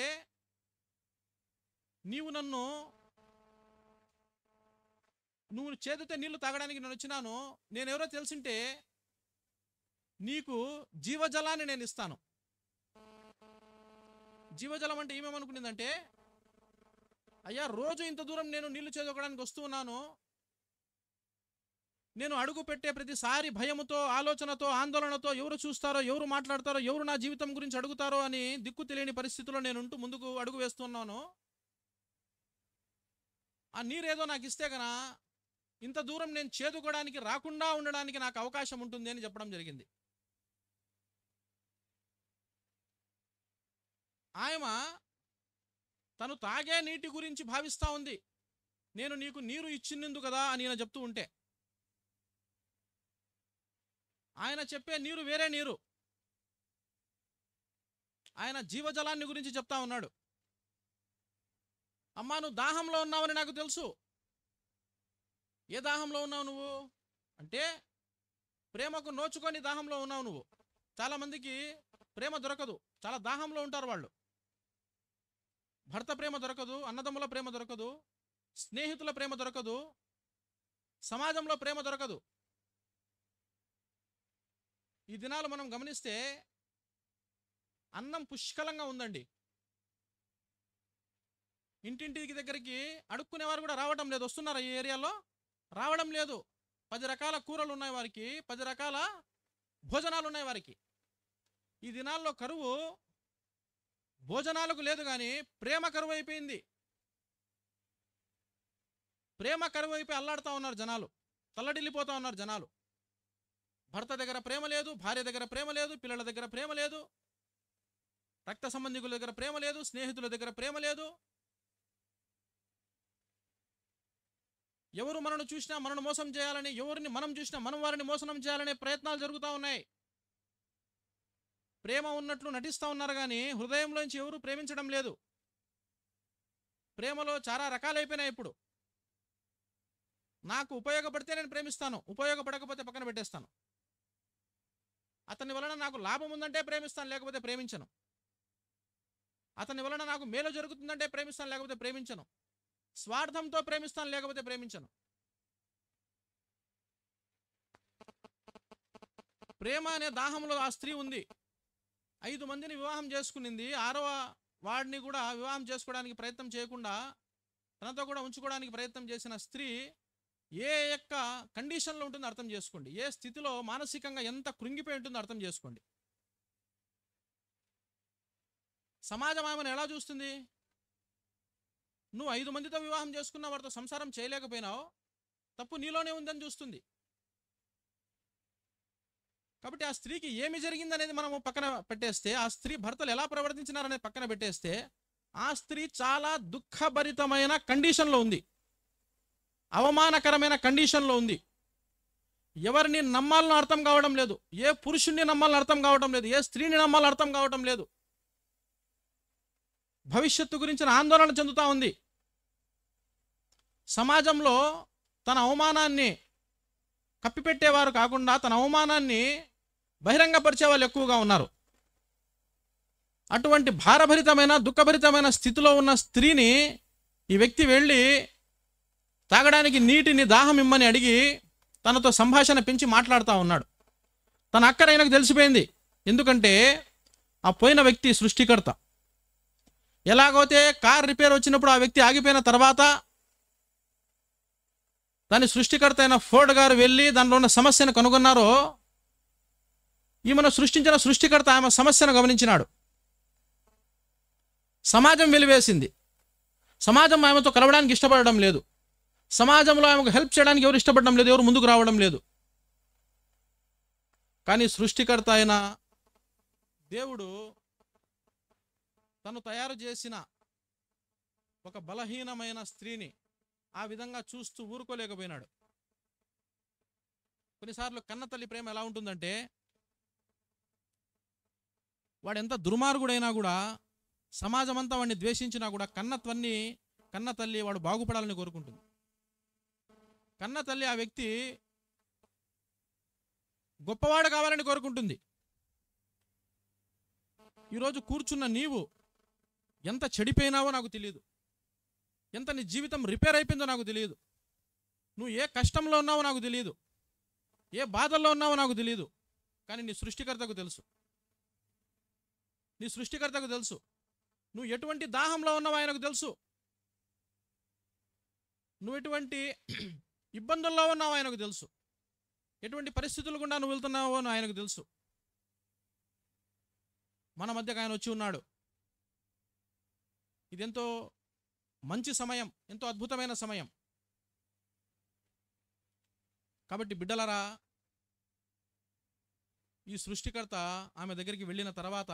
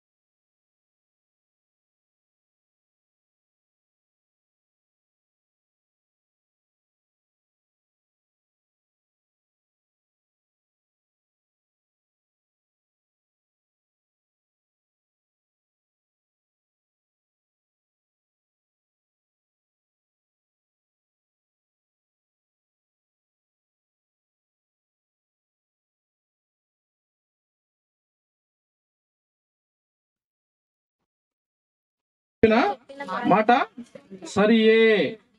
నీకు 5 పెనిమిట్లుండరి, ఇప్పుడు ఉన్నవాడు నీ పెనిమిటి కాడు, సత్యమే చెప్పితివి అనేను. కాబట్టి అక్కడికి వచ్చిన స్త్రీ ఒక విషయం చెప్తూ వచ్చింది. ఏమని చెప్తూ వచ్చిందంటే, ఆ వ్యక్తి నీ పెనిమిటిని వెళ్ళి పిలుచుకొని రమ్మంటే, అయ్యా నాకు పెనిమిటి లేడు అని చెప్పింది. ఒకవేళ ఈయన ఎవరో తెలియదు కాబట్టి, నా జీవితం గురించి ఈయనకు గ్రహింపు లేదు కాబట్టి, నా జీవితం గురించి ఇతనికి ఏం తెలియదు కాబట్టి ఏదో ఒకటి చెప్పేస్తాము, ఏదో ఒక విషయాన్ని తెలియజేస్తాము అని భావించలేదు. అయ్యా నా పెనిమిటి డ్యూటీకి వెళ్ళినాడు, నా పెనిమిటి ఈ దేశంలో లేడు, నా పెనిమిటి పని మీద పక్క ఊరికి వెళ్ళినాడు, లేకపోతే ఉద్యోగ స్థలంలో ఉన్నాడు రాలేడు అని చెప్పిండొచ్చు. కానీ ఈమె అయ్యా నాకు పెనిమిటి లేడు అని చెప్పింది. అక్కడికి వచ్చిన వ్యక్తి, అవునమ్మా నువ్వు సరిగా చెప్పినావు, నీకు 5 మంది పెనిమిట్లు ఉన్నారు, ఇప్పుడు ఉన్నవాడు నీ పెనిమిటి కాదు. ఈమె ఆశ్చర్యం అయిపోయింది. అరే ఈయనకి ఎలా తెలిసిపోయింది, నాకు పెనిమిట్లు లేరని ఈమెకి ఎలా తెలిసిపోయింది, ఈయనకి ఎలా తెలిసింది, 5 మందిని పెళ్లి చేసుకున్నాను ఈయనకి ఎలా తెలిసింది, ఇప్పుడు ఉన్నవాడు నా పెనిమిటి కాడని ఈయనకి ఎలా తెలిసిందని ఈమె ఎంతగానో ఆశ్చర్యపడతా వచ్చింది. నీ జీవితంలో దాచిపెట్టిన ఎన్నో రహస్యాలు నీకు ఉన్నాయి. నీ పక్క వాళ్ళకు తెలియదు, మీ బంధువులకు తెలియదు, నీ రక్త సంబంధులకు తెలియదు, నీ ఇరుగు పొరుగు వారికి తెలియదు, మీ కుటుంబంలో ఉండే వాళ్ళకే తెలియదు. కానీ ఒకటి గుర్తుపెట్టుకో, వారందరికీ తెలియకపోవచ్చు, కానీ నిన్ను సృష్టించిన సృష్టికర్తకు తెలుసు. నిన్ను సృష్టించిన సృష్టికర్తకు నీ జీవితం గురించిన పూర్తి అవగాహన ఉంది. నువ్వు ఎక్కడ ఆరంభించినావు, నువ్వు ఎక్కడికి సాగుతున్నావు, నీ ఆలోచనలు ఏంటి, నీ ఉద్దేశాలు ఏంటి, నీ మనస్తత్వం ఎలాంటిది, ఆయనకు సమస్తము తెలుసు. కాబట్టి సమస్తము తెలిసిన సృష్టికర్తకు నువ్వు అబద్ధం చెప్పలేవు. ఆయన ఈ సాయంకాల సమయమున ఇక్కడ మన దగ్గర కూడా ఏమి కోరుతున్నాడంటే, నీ దగ్గర నా దగ్గర సత్యం కోరుతా ఉన్నాడు. ఆ స్త్రీ తనకు సమాజంలో గౌరవం లేదు, మర్యాద లేదు, ఆర్థిక పరిస్థితులు బాగలేవు, సహాయం చేసే దిక్కు లేరు, భర్తలు లేరు, బంధువులు లేరు, ఇరుగు పొరుగు వారి యొక్క సహాయం తనకు లేదు. కానీ ఇన్ని రకాలుగా ఇన్ని ఇబ్బందులు గుండా వెళ్తున్న ఆ యొక్క స్త్రీని మనం గమనిస్తే, తన జీవితంలో ఒకటి మటుకు ఉంది, తన జీవితంలో ఒక్క విషయం మటుకు ఉంది.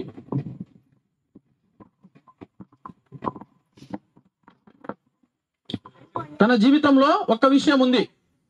తనకు ఆస్తులు లేవు, బంధువులు లేరు, రక్త సంబంధికులు లేరు, భర్తలు లేరు, సమాజం చేత తృణీకరింపబడతా వచ్చింది, సమాజం చేత వెలివేయబడతా వచ్చింది, సమాజంలో ప్రేమించేవారు లేరు. దొరక్క కరువులో ఉంది, నిజమైన ప్రేమ దొరక్క దాహంలో ఉంది. కానీ ఆమెలో ఒక మంచి లక్షణం ఉంది, ఆమెలో సత్యము చెప్పే గుణం ఉంది. ఏముంది? సత్యం చెప్పే గుణం ఉంది. ఎప్పుడైతే ఆ వ్యక్తి వచ్చి అక్కడ అడగడం ఆరంభించినాడో, ఆ వ్యక్తికి ఆమె సత్యం చెప్తా వచ్చింది. ఈ రాత్రికాల సమయంలో నీ సృష్టికర్త నీ జీవితాన్ని రిపేర్ చేయడానికి వచ్చినాడు, నీ జీవితాన్ని సరిచేయడానికి వచ్చినాడు. నువ్వు చేయాల్సిన ఏకైక పని, నువ్వు ఎంతగా నష్టమైపోయి ఉన్నా, ఎంతగా ఇబ్బందుల్లో ఉన్నా, ఎంతగా నువ్వు కష్టాల్లో ఉన్నా, ఎన్ని రకాలుగా నువ్వు పోరాటాల్లో ఉన్నా, ఎన్నో రకాలుగా నువ్వు సమస్యల్లో ఉన్నప్పటికీ నువ్వు ఆయనకు సత్యం చెప్పాలా. ఆయన నీ దగ్గర నుంచి ఆస్తి కోరడం లేదు, అంతస్తు కోరడం లేదు, నీ గౌరవాన్ని కోరడం లేదు. నీ దగ్గర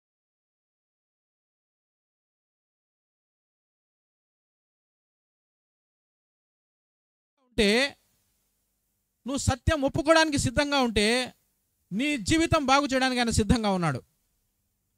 మరి అబద్ధం చెప్పి నీ జీవితాన్ని అలాగే కొనసాగించుకుంటావా, లేకపోతే సత్యం చెప్పి నీ జీవితాన్ని బాగు చేసుకుంటావా, నీ చేతుల్లో ఉంది. అబద్ధం చెప్తే నష్టపోయేదానవుగా ఉంటావు, నష్టపోయేవాడవుగా ఉంటావు. మనుషులకు అబద్ధాలు చెప్పొచ్చు, స్నేహితులకు చెప్పొచ్చు, బంధువులకు చెప్పొచ్చు. అంటే చెప్పమని నేను చెప్పడం లేదు, చెప్పి ఉండొచ్చు.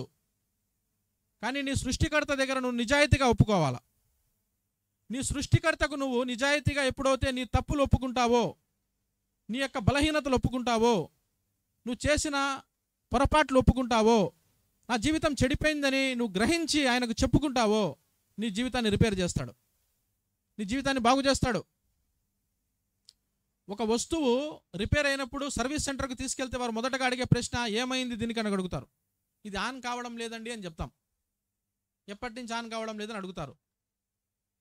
ప్రశ్నోత్తరాల ద్వారా వారికి సమస్య అర్థమవుతుంది.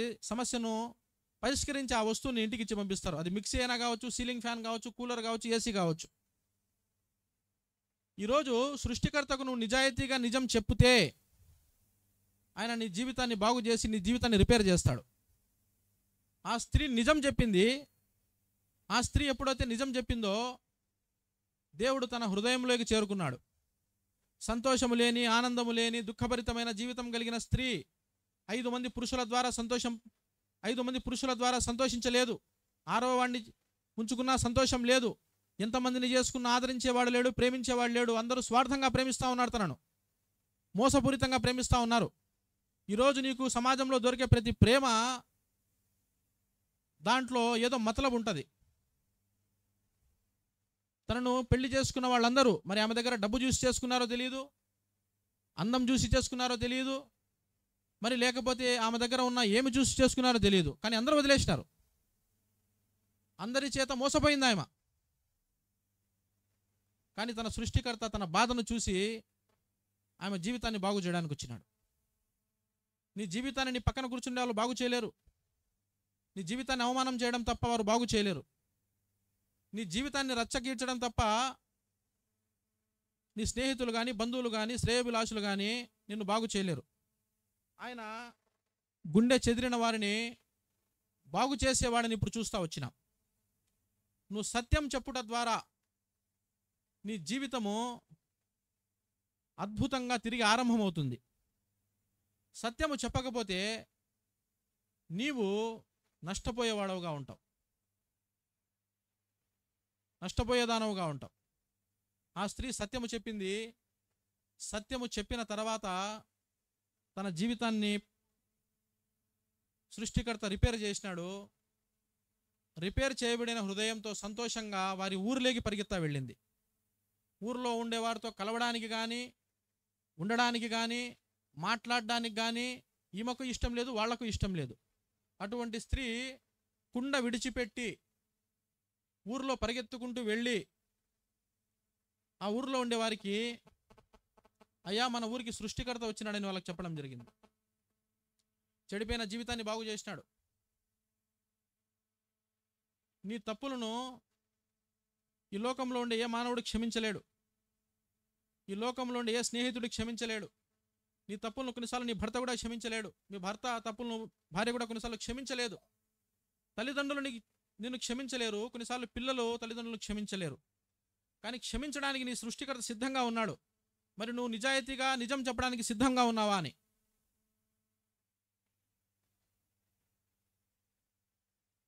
నువ్వు నిజాయితీగా నిజం చెప్పడానికి సిద్ధపడి ఉంటే ఈ సృష్టికర్త నిన్ను బాగు చేయడానికి పరలోకాన్ని వదిలేసి భూలోకానికి వచ్చినాడు.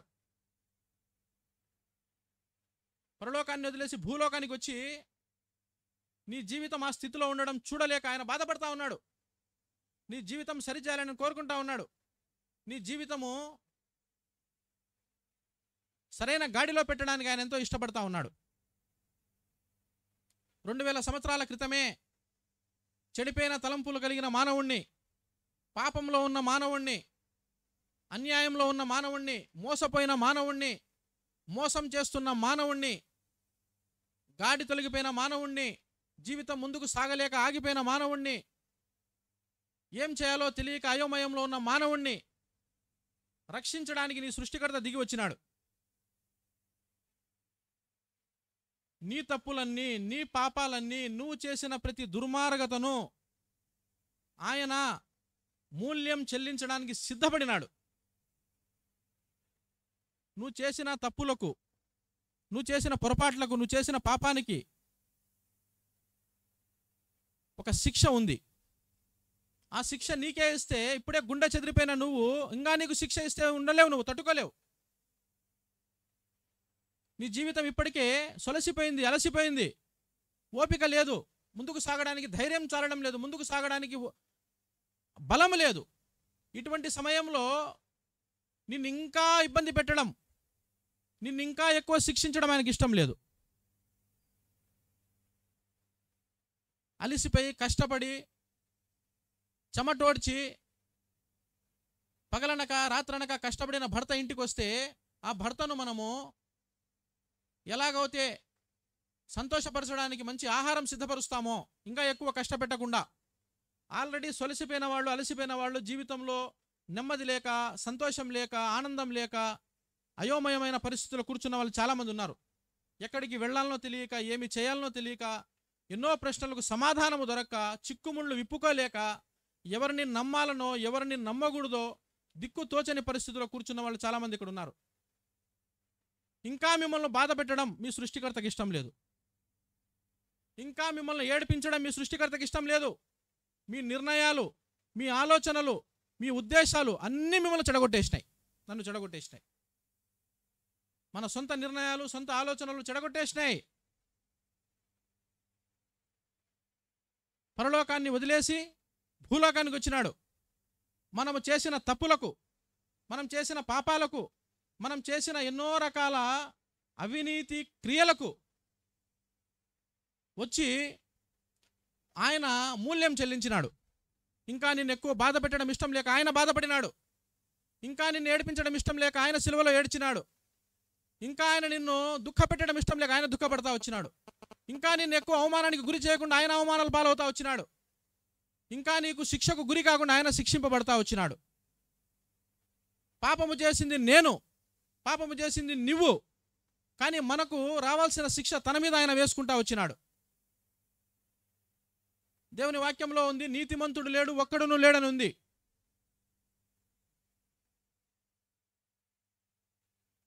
చెడిపోయిన జీవితాలను అలాగే వదిలేయడం ఆయనకి ఇష్టం లేదు.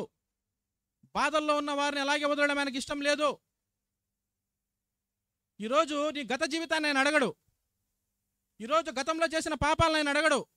ఈరోజు గతంలో నువ్వు చేసిన ఎన్నో రకాల తప్పులు ఆయన అడగడు. కానీ ఒక్క సత్యం నువ్వు చెప్పు. ఆయన నీ హృదయంలో చోటివి ఆయనకు. నువ్వు నీ జీవితం బాగుపడాలంటే ఒక ప్రశ్న ఉండొచ్చు, నేనేం చేయాలి అని. నా జీవితము చెదిరిపోయింది, విరిగిపోయింది, బాగు చేయాలంటే నేనేం చేయాలని నీ హృదయాన్ని ఆయనకి ఇవ్వు. నీ డబ్బు ఆయనకు అవసరం లేదు.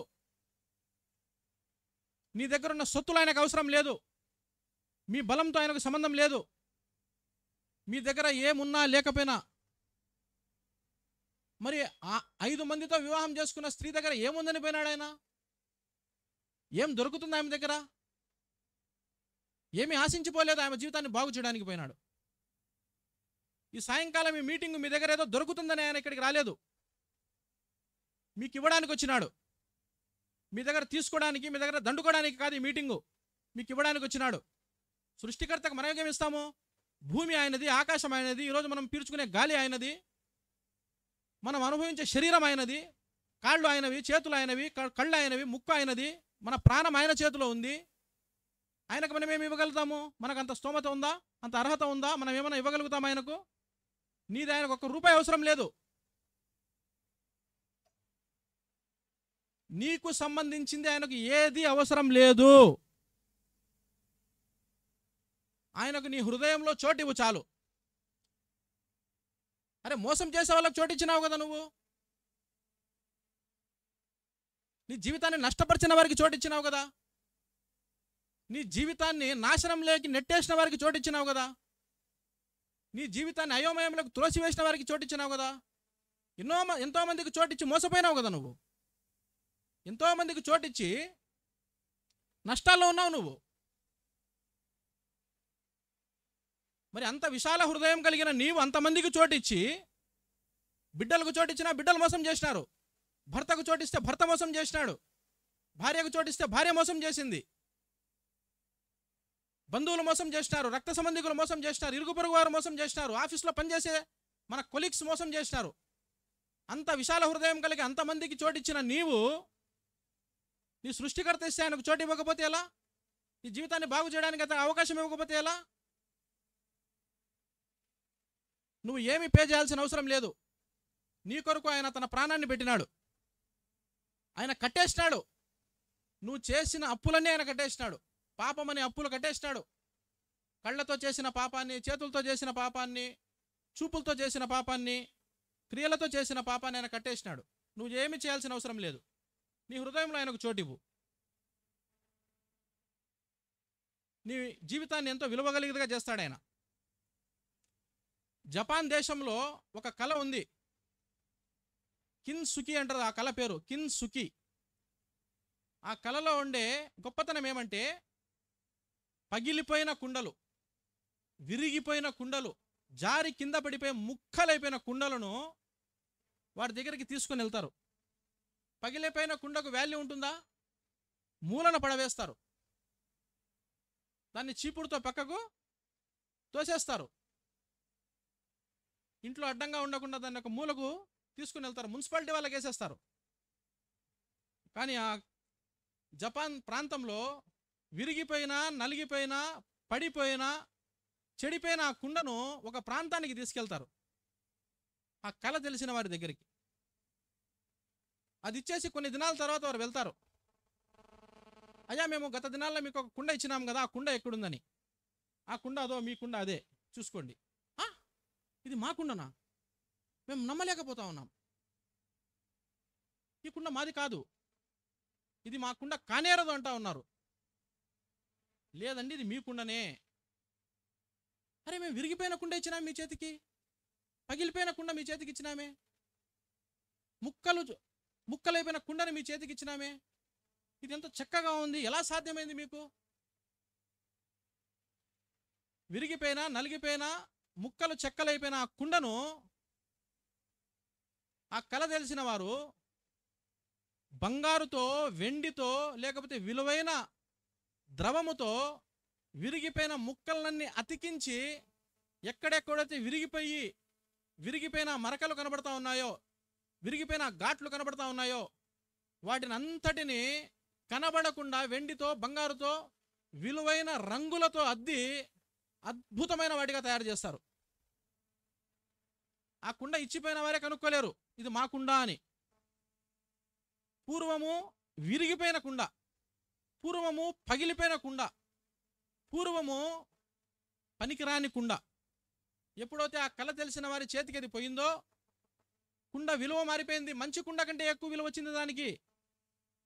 మార్కెట్లో అమ్మే కుండ కంటే ఎక్కువ విలువ వచ్చింది ఆ కుండకు. 5 మందిని వివాహం చేసుకుని ఫెయిల్ అయిపోయిన ఆ స్త్రీ తన సృష్టికర్తకి ఎప్పుడైతే హృదయంలో చోటిచ్చిందో, ఆ ఊరిలో ఉండే వారందరూ ఈ చెడిపోయిన, పగిలిపోయిన కుండకు ఘనత ఇచ్చినట్లుగా ఆమె మాట విని సృష్టికర్తను చూడ్డానికి వచ్చినారు. ఆమెతో మాట్లాడడానికే ఇష్టపడని వారు ఆమె మాటను బట్టి అందరూ ఆయన దగ్గరికి వచ్చినారు. ఆ ఊరిలో ఉండేవారు, అయ్యా మీరు ఇంకొక 2 దినాలు మా ఊరిలోనే ఉండండి ఆయన బ్రతిమాలుకున్నారు. ఎవరు చెప్తే? చెడిపోయిన స్త్రీ చెప్పిన మాటను బట్టి. అరే, చెడిపోయిన స్త్రీకి అంత విలువ ఎలాగొచ్చింది అంటే తన జీవితాన్ని సృష్టికర్తకి ఇచ్చింది కాబట్టి. నీ జీవితాన్ని సాయంకాలం సృష్టికర్తకి ఇస్తే, నీ జీవితాన్ని ఆయన చేతిలో పెడితే విలువ లేదని దానిగా నువ్వు ఉన్నావు. ఈరోజు సమాజంలో పగిలిపోయి ఉన్నావు, ముక్కలైపోయి ఉన్నావు, నీ గుండె చెదిరిపోయింది, చెప్పుకోలేని పరిస్థితుల్లో నువ్వు ఉన్నావు. నీ జీవితాన్ని ఆయన చేతిలో నువ్వు పెడితే విలువైన కుండగా ఆయన మార్చబోతా ఉన్నాడు. మార్కెట్లో ఉండే మంచి కుండల కంటే విరిగిపోయిన కుండకు మంచి ధర వచ్చేసింది. ఎందుకంటే ఆ కుండ ఆ కళ తెలిసిన వారి దగ్గరికి పోయింది. వేరే దగ్గరికి పోతే కుండకు పావలా కూడా ఇవ్వరు. మున్సిపాలిటీ వాళ్లకు మనమే వేసి మనమే డబ్బు ఇవ్వాలి అది మోసుకొని పోవడానికి. నీ జీవితము సృష్టికర్త దగ్గరికి కాకుండా నువ్వు ఎక్కడికి తీసుకుపోయినా మున్సిపాలిటీలో వేసేసినట్టే. నీ జీవితం కట్టబడాలి అంటే, నీ జీవితానికి నువ్వు ఎంత అవమానం భరించినావో దానికంటే ఎక్కువ ఘనత నీకు కావాలి అంటే, నీ జీవితంలో ఎంత దుఃఖమైతే నువ్వు భరించినావో ఆ దుఃఖానికంటే సంతోషం అధికం నీకు రావాలి అంటే, నీ జీవితంలో ఎంత అయోమయంగా నువ్వు వెళ్ళినా నీ జీవితం ఇప్పటి నుంచి సాఫీగా సాగాలంటే, నీ సృష్టికర్త ఈ సాయంకాల సమయం ఈ సందులో ఉన్నాడు, ఇక్కడ ఉన్నాడు. ఆయన వైపు చూస్తాం, మన జీవితాలను ఇచ్చుకుందాం. నువ్వు ఏమీ చేయొద్దు, నీ యొక్క హృదయాన్ని ఆయనకి ఇవ్వు. ఆయన నీ జీవితాన్ని మార్చకపోతే, ఆయన నీ యొక్క బ్రతుకును మార్చకపోతే అప్పుడు నువ్వు అడుగు, యథార్థంగా అడుగు. నా జీవితం విరిగిపోయిందయ్యా, నా తప్పులను బట్టి విరిగిపోయింది, నా ఆలోచనలను బట్టి విరిగిపోయింది, నా ఉద్దేశాలను బట్టి విరిగిపోయింది, వేరే వారి చేతిలో పెట్టి నమ్మి నేను మోసపోయి విరిగిపోతా వచ్చినాను, నా జీవితం విరిగిపోయింది, నా జీవితాన్ని నువ్వు తప్ప ఎవరు సరి చేయలేరు అని నమ్మకంతో నీ జీవితాన్ని ఆయన చేతిలో పెట్టు. అయ్యా నా హృదయంలోకి రా, నా హృదయంలో ఉండే ఆ గలీజనంతా తీసేసేయి, నా హృదయంలో ఉండే ఆ మోసాన్నంతా తీసివేసేయి, నీ రక్తంతో నన్ను కడుగు అని నువ్వు చెప్పగలిగితే నీ సృష్టికర్త విలువైన దానిగా నిన్ను చేయబోతా ఉన్నాడు, విలువ కలిగిన వ్యక్తిగా నిన్ను చేయబోతా ఉన్నాడు. ఎంతో మందికి నువ్వు పనికొచ్చేవాడుగా, పనికొచ్చేదానవుగా చేయబోతా ఉన్నాడు. ఎక్కడైతే నువ్వు అవమానం పొందినావు అక్కడే ఘనత ఇస్తాడు, ఎక్కడైతే నువ్వు ఏడ్చినావు అక్కడ నిన్ను సంతోషింపజేస్తాడు, ఎక్కడైతే నువ్వు ఓడిపోయినావు అక్కడ నిన్ను గెలిపిస్తాడు, ఎక్కడైతే నువ్వు ఎన్నో రకాల వేదనలు గుండా పోతా ఉన్నావో అదే స్థలంలో నిన్ను సంతోషంగా నడిపిస్తాడు. నీ జీవితానికి ఒక భద్రత వస్తుంది, నీ జీవితానికి ఒక పరిపూర్ణత వస్తుంది, నీ జీవితంలో ఒక నిరీక్షణ వస్తుంది. నీ జీవితంలో తెలియకుండా ఎన్నో రకాలుగా నువ్వు మేలు అనుభవించేవాడుగా ఉంటావు. నువ్వు ఏమీ ఇయ్యొద్దు, నీ దగ్గర ఉండేది ఆయనకి ఏమీ అవసరం లేదు. నీ హృదయం ఆయనకి ఇచ్చుకో, నీ హృదయంలో ఆయన వచ్చి నీ జీవితాన్ని బాగు చేస్తాడు. మరి అటువంటి ఆశ మీ అందరికీ ఉంటే అందరూ తలలు వంచండి.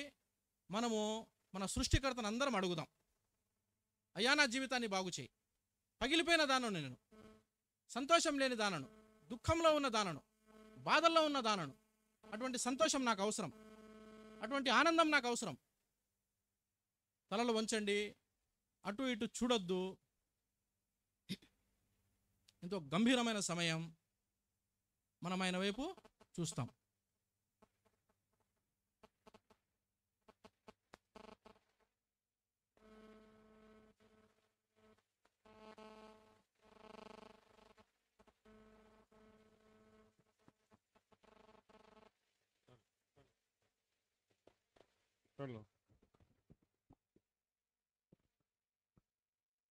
ప్రియమైన స్నేహితుడా, అయ్యా, అమ్మ, తమ్ముడా, చెల్లెలి, అక్క, ఎంతో చక్కనైన దేవుని మాటలను వింటా వచ్చావు. ఈరోజు జీవితంలో వేసారిపోయామేమో, ఏదో విధంగా జీవితం వద్దులే, ఈ జీవితం నుంచి నేను వెళ్ళిపోవాలని దుఃఖంలో ఉన్నావేమో. ఇంట్లో దుఃఖము, భర్త వల్ల దుఃఖంతో ఉన్నావేమో, భార్య వల్ల ఏదో ఒక దుఃఖం ఇంట్లో ఆవరించి ఉంది. ఇక్కడ కూర్చున్న నీవు, వినుచున్న నీవు, ఈ శబ్ద యంత్రం మైక్ ద్వారా వినుచున్న నువ్వు, ఎవరైనా సరే బిడ్డ, ప్రభు నిన్ను దర్శిస్తున్నాడు. నీ ఇంటి ముంగిటికి వచ్చాడు ప్రభు. ఆయన త్రోసివేయవద్దు. నీ జీవితంలో ఎంత వేసారిపోయినా, ఎంత దుఃఖంలో ఉన్నా పర్వాలే, రాదా, ఒక్క మాట చెప్పు.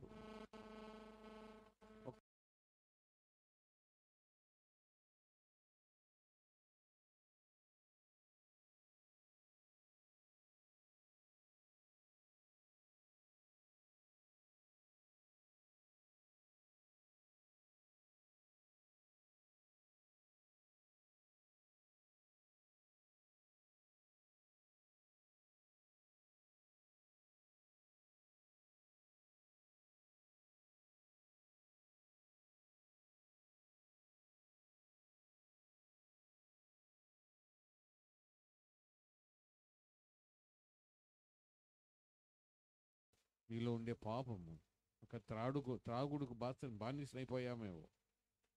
ఏదో ఒక పాపానికి, ఏదో ఒక దానికి బానిసపై కూర్చొని ఉన్నావు.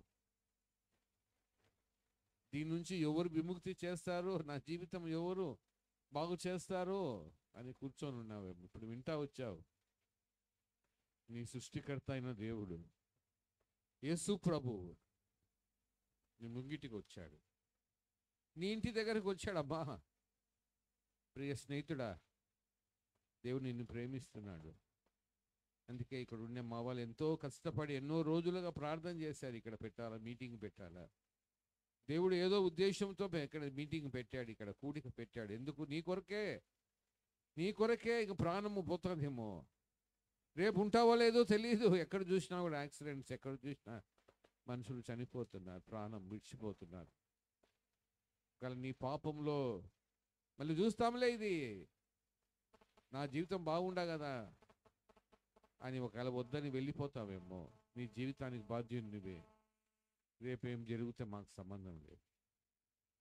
అయితే ప్రభు నిన్ను ప్రేమిస్తున్నాడు. ఎవరైనా సరే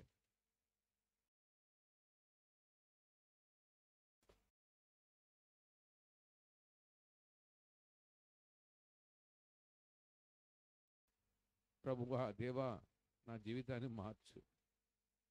నాలో ఉండే పాపము నేను తీసివెళ్ళకున్నాను. ఈ త్రాగుడు, ఈ పాపము, వ్యభిచారము, ఇవన్నీ నాలో ఉన్నాయి. ఇది నాకంతకు నేను బాగుపడాలనుకుంటున్నా కానీ బాగుపడలేకపోతున్నా. ప్రభువా, నువ్వేనైనా, నువ్వే దిక్కు నాకు. నా పాపం క్షమించు. మీ రక్తముతో నా పాపములన్నీ కడుగు. మానవుల పాపముల కొరకై యేసు ప్రభు ఈ లోకానికి వచ్చాడు.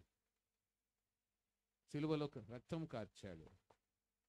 నీవు నేను పొందవలసిన మరణం ఆయన పొందాడు. ఇంకా నువ్వేం భయపడ అవసరంగా.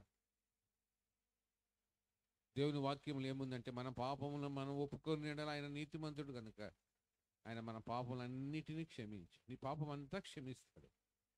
నీలో సంతోషం ఉబికి వస్తుంది. నీకు తెలియకుండా సంతోషం వస్తుంది. నా జీవితంలో వచ్చినందుకే చెప్తున్నా, ఊరికనే చెప్పడంలే. నేను కూడా క్రైస్తవుని కదా అనుకుని అన్ని నమ్మినా. అయితే నా జీవితం మారలే.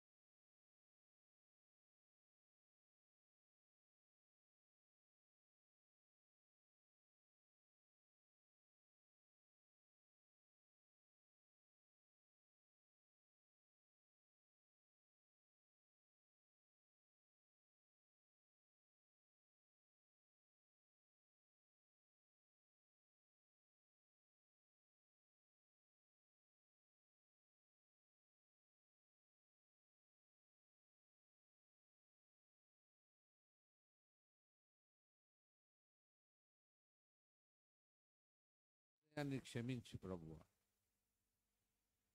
నా హృదయాన్ని శుద్ధి చేయి. నా పాపమునంతటిని క్షమించు. మీ రక్తంతో నా పాపమంతా కడగండి. నాకు సంతోషం ఇయ్యండి. నా కష్టము తీర్చండి. మీరొక్కరే దేవుడు ప్రభువా. నన్ను కనికరించు నాయనా. నన్ను కనికరించు ప్రభువా.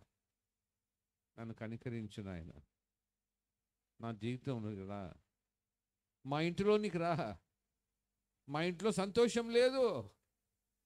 మా ఇంట్లో ఎప్పుడు కొట్లాటలే, దుఃఖము. మాకు ఇంట్లో సమాధానం లేదు.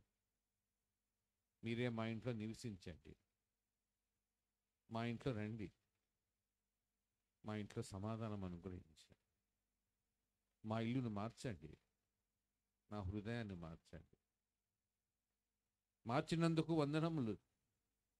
నన్ను నీ బిడ్డగా చేసుకున్నందుకు వందనములు. నా పాపమంతటిని క్షమించావు ప్రభువా. మీ రక్తంతో నా పాపమును క్షమించావు, కడిగావు, శుద్ధి చేశావు. నీకు వందనములు. యేసు నామమున ప్రార్థించి వేడుకొనుచున్నాను. ఆమేన్. అట్లే ఉండండి. ఈ మాటలు ఎవరైనా చెప్పి ఉంటే, నేను కూడా నా హృదయంలో ప్రభు రావాలని ఆశిస్తుంటే, నా జీవితాన్ని ప్రభు మార్చాలని ఆశిస్తుంటే, మీ చేయి చూపించండి చాలు. అంతే. ఏం చేయాల్సి నిజంగా చూపించాను. ఊరికే ఏదో అందరు చూపించినారని కాదు. నువ్వు రక్షణ పొంది ఉంటే అవసరం లేదు. ఇంకా నీ హృదయంలో రక్షణ లేకపోతే, ప్రభుని అంగీకరించుకుంటే, కొంతమంది వెనకాల కూర్చోరండి, అట్లే వెళ్ళిపోతారేమో. సమయం ఇస్తున్నాడు, నీ జీవితం మార్చుకో. ఎంతకాలం అట్లే ఉంటావు? ఎంతకాలం అట్లే అట్లే అట్లే అట్లే పాపం పెంచుకుంటా పెంచుకుంటా ఒకసారి హఠాత్తుగా మరణం వస్తుంది. అప్పుడు ఇంకా అయిపోయాను, జీవితం అయిపోయింది. ఇంకా ఎంత ఏడ్చినా ఇంకా లాభం లేదు. యమగుండము, అగ్నిగుండము, నరకం అంటారు, దాంట్లో కాలుతాం. దినమంతా, సంవత్సరాలు కొలిది, ఇంకా ఛాన్స్ లేదు. ఒక్క ఛాన్స్ ప్రభువా, ఒక్క అవకాశం ఈ తండ్రి, పొరపాటు అయిపోయిందంటే అయిపోయింది, సమయం అయిపోయింది. నీ బొందులో ప్రాణం ఉండగానే ఇప్పుడే ఇప్పుడే ఇప్పుడే ఇంతగా మేము బ్రతిమాలుతున్నాం, మా చేతులు జోడించి చెప్తున్నాం, బిడ్డ నీ ప్రాణంకు నీవే ఉత్తరవాది, మా చేతులు కడుక్కుంటున్నాం. ఎవరైనా ఉన్నారా? ఎవరైనా ఉంటే మీ చేయి చూపించి మీ కొరకు ప్రార్థన చేస్తాం అంతే. ఆడవారైనా, స్త్రీలైనా, పురుషులైనా, ఎవరైనా సరే, పెద్దవారు, చిన్నవారు, యవన బిడ్డలు ఎవరైనా సరే, రక్షణ పొందిన వారు, రక్షణ పొందని వారి కొరకు ప్రార్థన చేస్తూ ఉండండి. ఒక్కరైనా రక్షణ పొందాలి, అది మా ఆశ. ఇంత కష్టపడి ఇక్కడ మీటింగ్ పెట్టాం, ఎంతో కష్టపడి ఇంటివారు, అమ్మాజీ వాళ్ళు ఎంతో ప్రేమతో, అలెగ్జాండర్ అంకుల్ గారు, పాస్టర్ గారు, శామ్ పాస్టర్ గారు,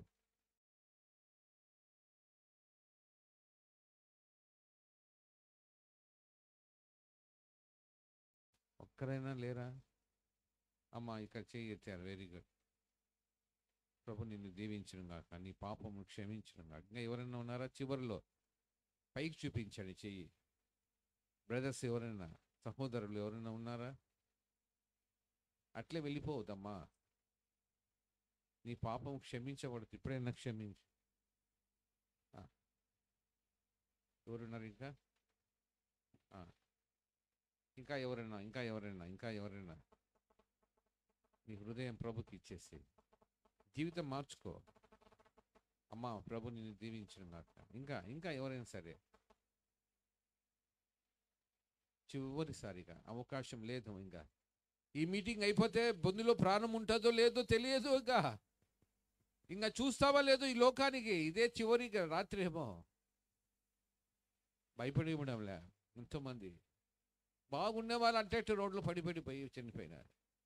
బాగుండేవారు ఎప్పుడు చనిపోయినారు. మరణం ఎప్పుడు వస్తుందో తెలియదు. బిడ్డ ఎందుకు అట్లే ఉంటావు? ఎందుకు అట్లే తాచారుతాండవు? చక్కనైన వర్తమానం వచ్చింది. దేవుడు నీ ఇంటికాడికి వచ్చి, మీ ముంగిటికి వచ్చాడు దేవుడు, మీ ఇంటి దగ్గరికే వచ్చాడు, మీ వీధికి వచ్చాడమ్మా.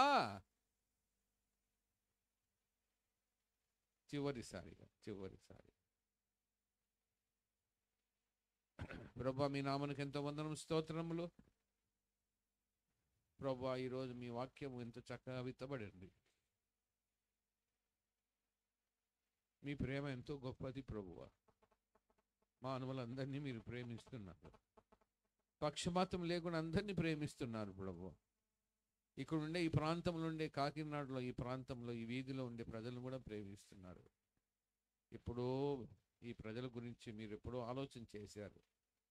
ఇక్కడ ఉండే బేతనీయ సంఘానికి ప్రభు భారం ఇచ్చారు, ఇక్కడ పెట్టాలని, మీటింగ్ కూడిక పెట్టాలని.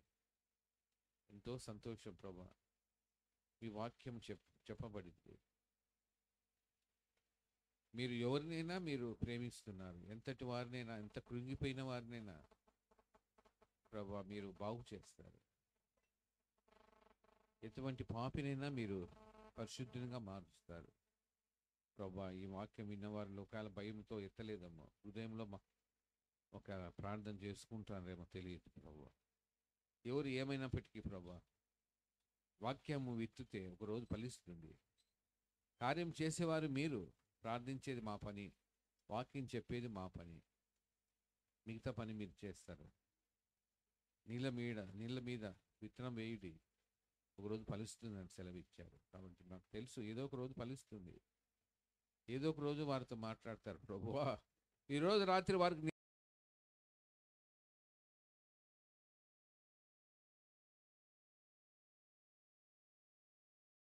మీ చిత్తంలో ఉండేవారు మీరు రక్షించే దేవుడు. మీ ఎంతకు వస్తే ఎవరైనా మీరు విడిచిపెట్టారు ప్రభువా.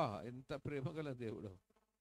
ఈ బిడ్డలను చూడండి, ఇక్కడ కూర్చున్న వాళ్ళు ఒకరు ఇద్దరు ముగ్గురు చేతులు ఎత్తారు ప్రభు. వారి పాపం క్షమించండి, వారు చేసుకున్న తీర్మానం స్థిరపరచండి ప్రభు. మీరే కనికరించండి ప్రభు. ఈ స్థలం మీరు ఆవరించున్నారు. మీ ఆత్మ జలములపై అల్లాడుచున్న ఆ దినములో, ఈ దినములు ఇక్కడ మీ ఆత్మ తిరుగుతూ ఉంది. ఎవరిని రక్షించాలని మీరు చూస్తున్నారు ప్రభువా. ఈ ప్రజలు మీరు కనికరించండి, వారిని వదిలిపెట్టద్దు ప్రభు. వారి వదిలిపెడితే అంతే ప్రభు. మేమెంతో దుఃఖంతో ప్రార్థిస్తున్నాం ప్రభు. ఈ యొక్క జనమును, ఈ యొక్క ప్రజలను మీరు కనికరించండి ప్రభు. సైతానుడు వారి మనోనేత్రమును మూసివేసింది. మళ్ళీ చూద్దాములే, ఇది వాళ్ళకు సంబంధించిందిలే, క్రైస్తవులకు సంబంధించింది, మాకు సంబంధించి కాదనుకుంటున్నారు ప్రభు. మీరు అందరినీ ప్రేమిస్తున్నారు ప్రభువా. దేవుడు లోకమును ఎంతో ప్రేమించాడు. లోకము నుండి ప్రతి మానవుని ఎవరైనా సరే అందరినీ ప్రేమిస్తున్నారు ప్రభు. సమానంగా ప్రేమిస్తున్నారు, పక్షపాతం లేకుండా ప్రేమిస్తున్నారు ప్రభువా. ఈ ప్రజలను కూడా ప్రేమిస్తున్నారు. అందుకే ఇంత ప్రభు ఈ యొక్క కార్యక్రమం జరిగింది. ఎంతో ఖర్చుతో కూడింది ప్రభు. ఎంతోమంది శ్రమ పొందారు ఉదయకాలం నుంచి. మా శ్రమను చూడండి ప్రభు. ఒక్క ఆత్మైనా మీరు రక్షించండి ప్రభు. దయచేయండి. మిగతా సమయం మా కొరకు జీవించండి. వచ్చిన వారందరినీ దీవించండి. రేపు మా ప్రభు దినము, ఆత్మతో సత్యంతో ఆరాధించే సమయము. ప్రభు దినములో నేను ఆత్మవశునై ఉన్నానని యోహాను సెలవిచ్చినట్టు ప్రభువా, మేమందరం రేపు ఎంతో సిద్ధపాటు కలిగి మందిరానికి వచ్చి మిమ్మల్ని ఆరాధించి బిడ్డలుగా చేయండి. ఈ సమయం దీవించినందుకు వందనం స్తోత్రం అర్పించుకోండి. యేసు ప్రభు నామం ప్రార్థించి వేడుకొనుచున్నాము తండ్రి. అట్ట కూర్చుని ఒక్క వచనం పాడదాం. నీ జీవితంలో గమ్యం ఏదో. పాట సంఖ్య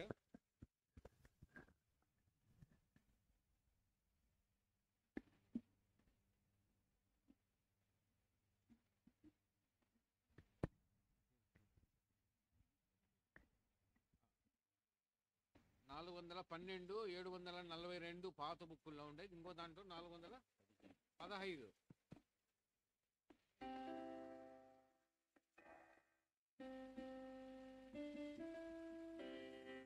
జీవితములో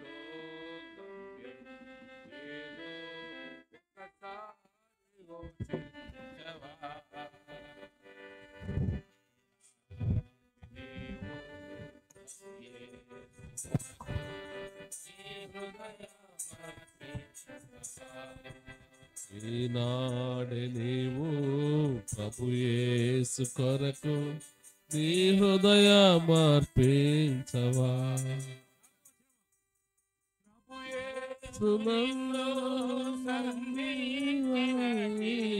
సమయం పోయినాడేగా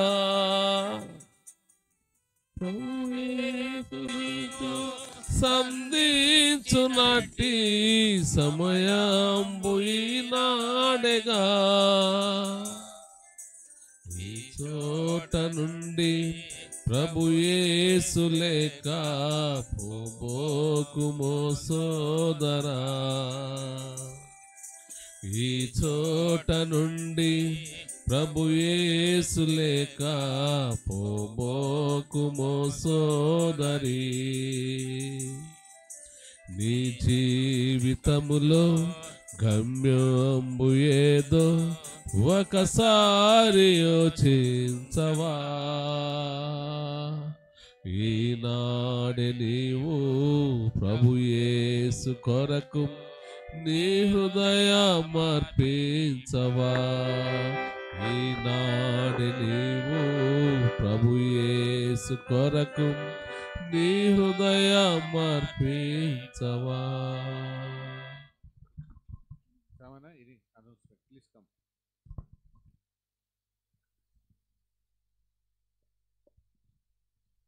దయచేసి అందరూ గమనించండి.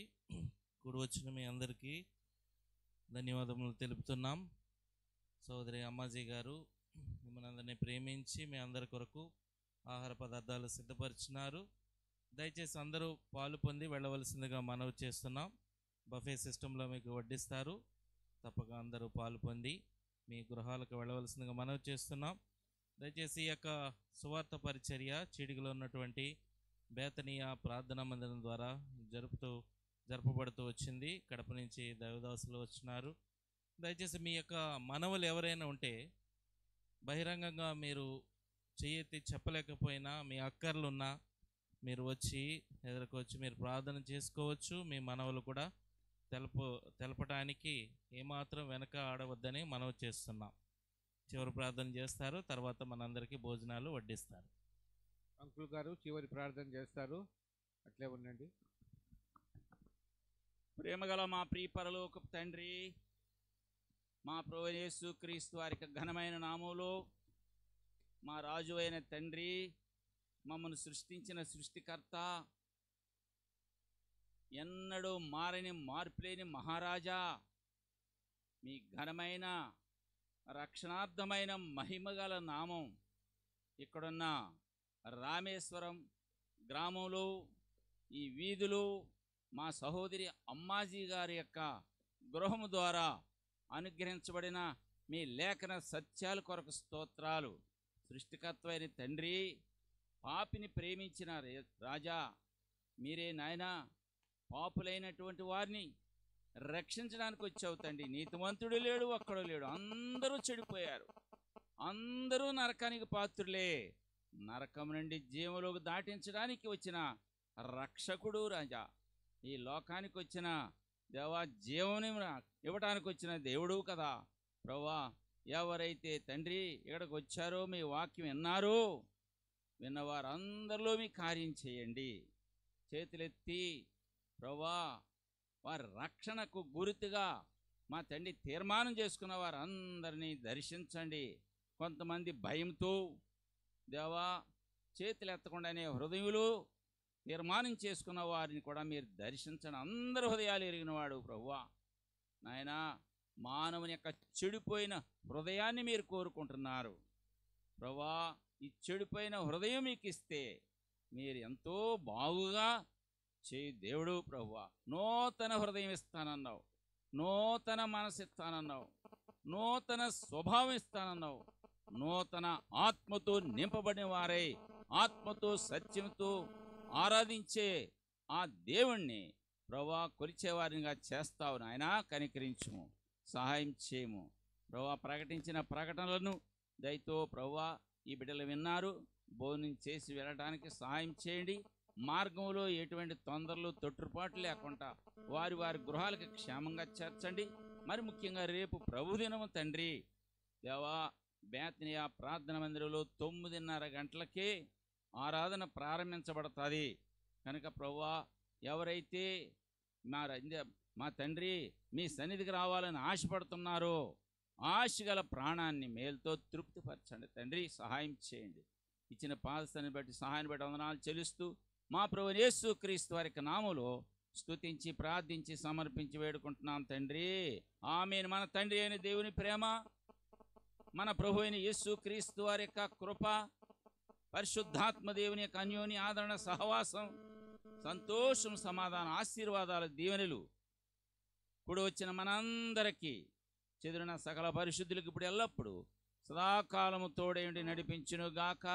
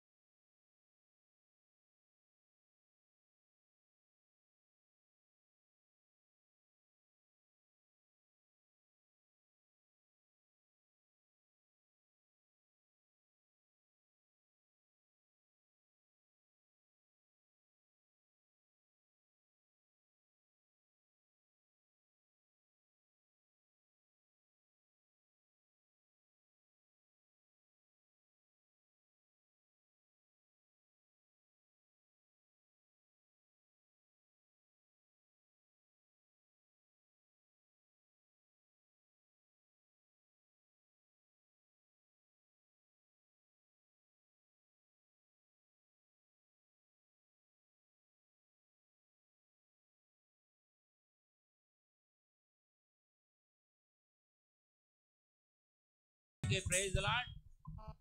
అందరూ భోజనం చేసి వెళ్ళవలసిందిగా మరోసారి మనవి చేస్తాను. రేపు బేతనీయ ప్రార్థన 9:30 గంటలకే ప్రారంభించబడుతుంది. అన్నోళ్ళు మళ్ళీ కడప వెళ్ళిపోవాలి కనుక త్వరగా 12:30 కల్లా ముగించబడుతుంది. 12:30కి ఆఖరి అయిపోయిన తర్వాత ఏమి ప్రయోజనం లేదు. ఆరాధనకు అందరూ రావాలని మనవి చేస్తూ ఉన్నాం. ఆరాధన చేయాలి. తర్వాత యూత్ మీటింగ్ కూడా ఉంటుంది. అదంతా 12:30కే అయిపోద్ది. దయచేసి త్వరగా మీ సమయాన్ని వినియోగించుకోవడానికి వేగిరపడండి.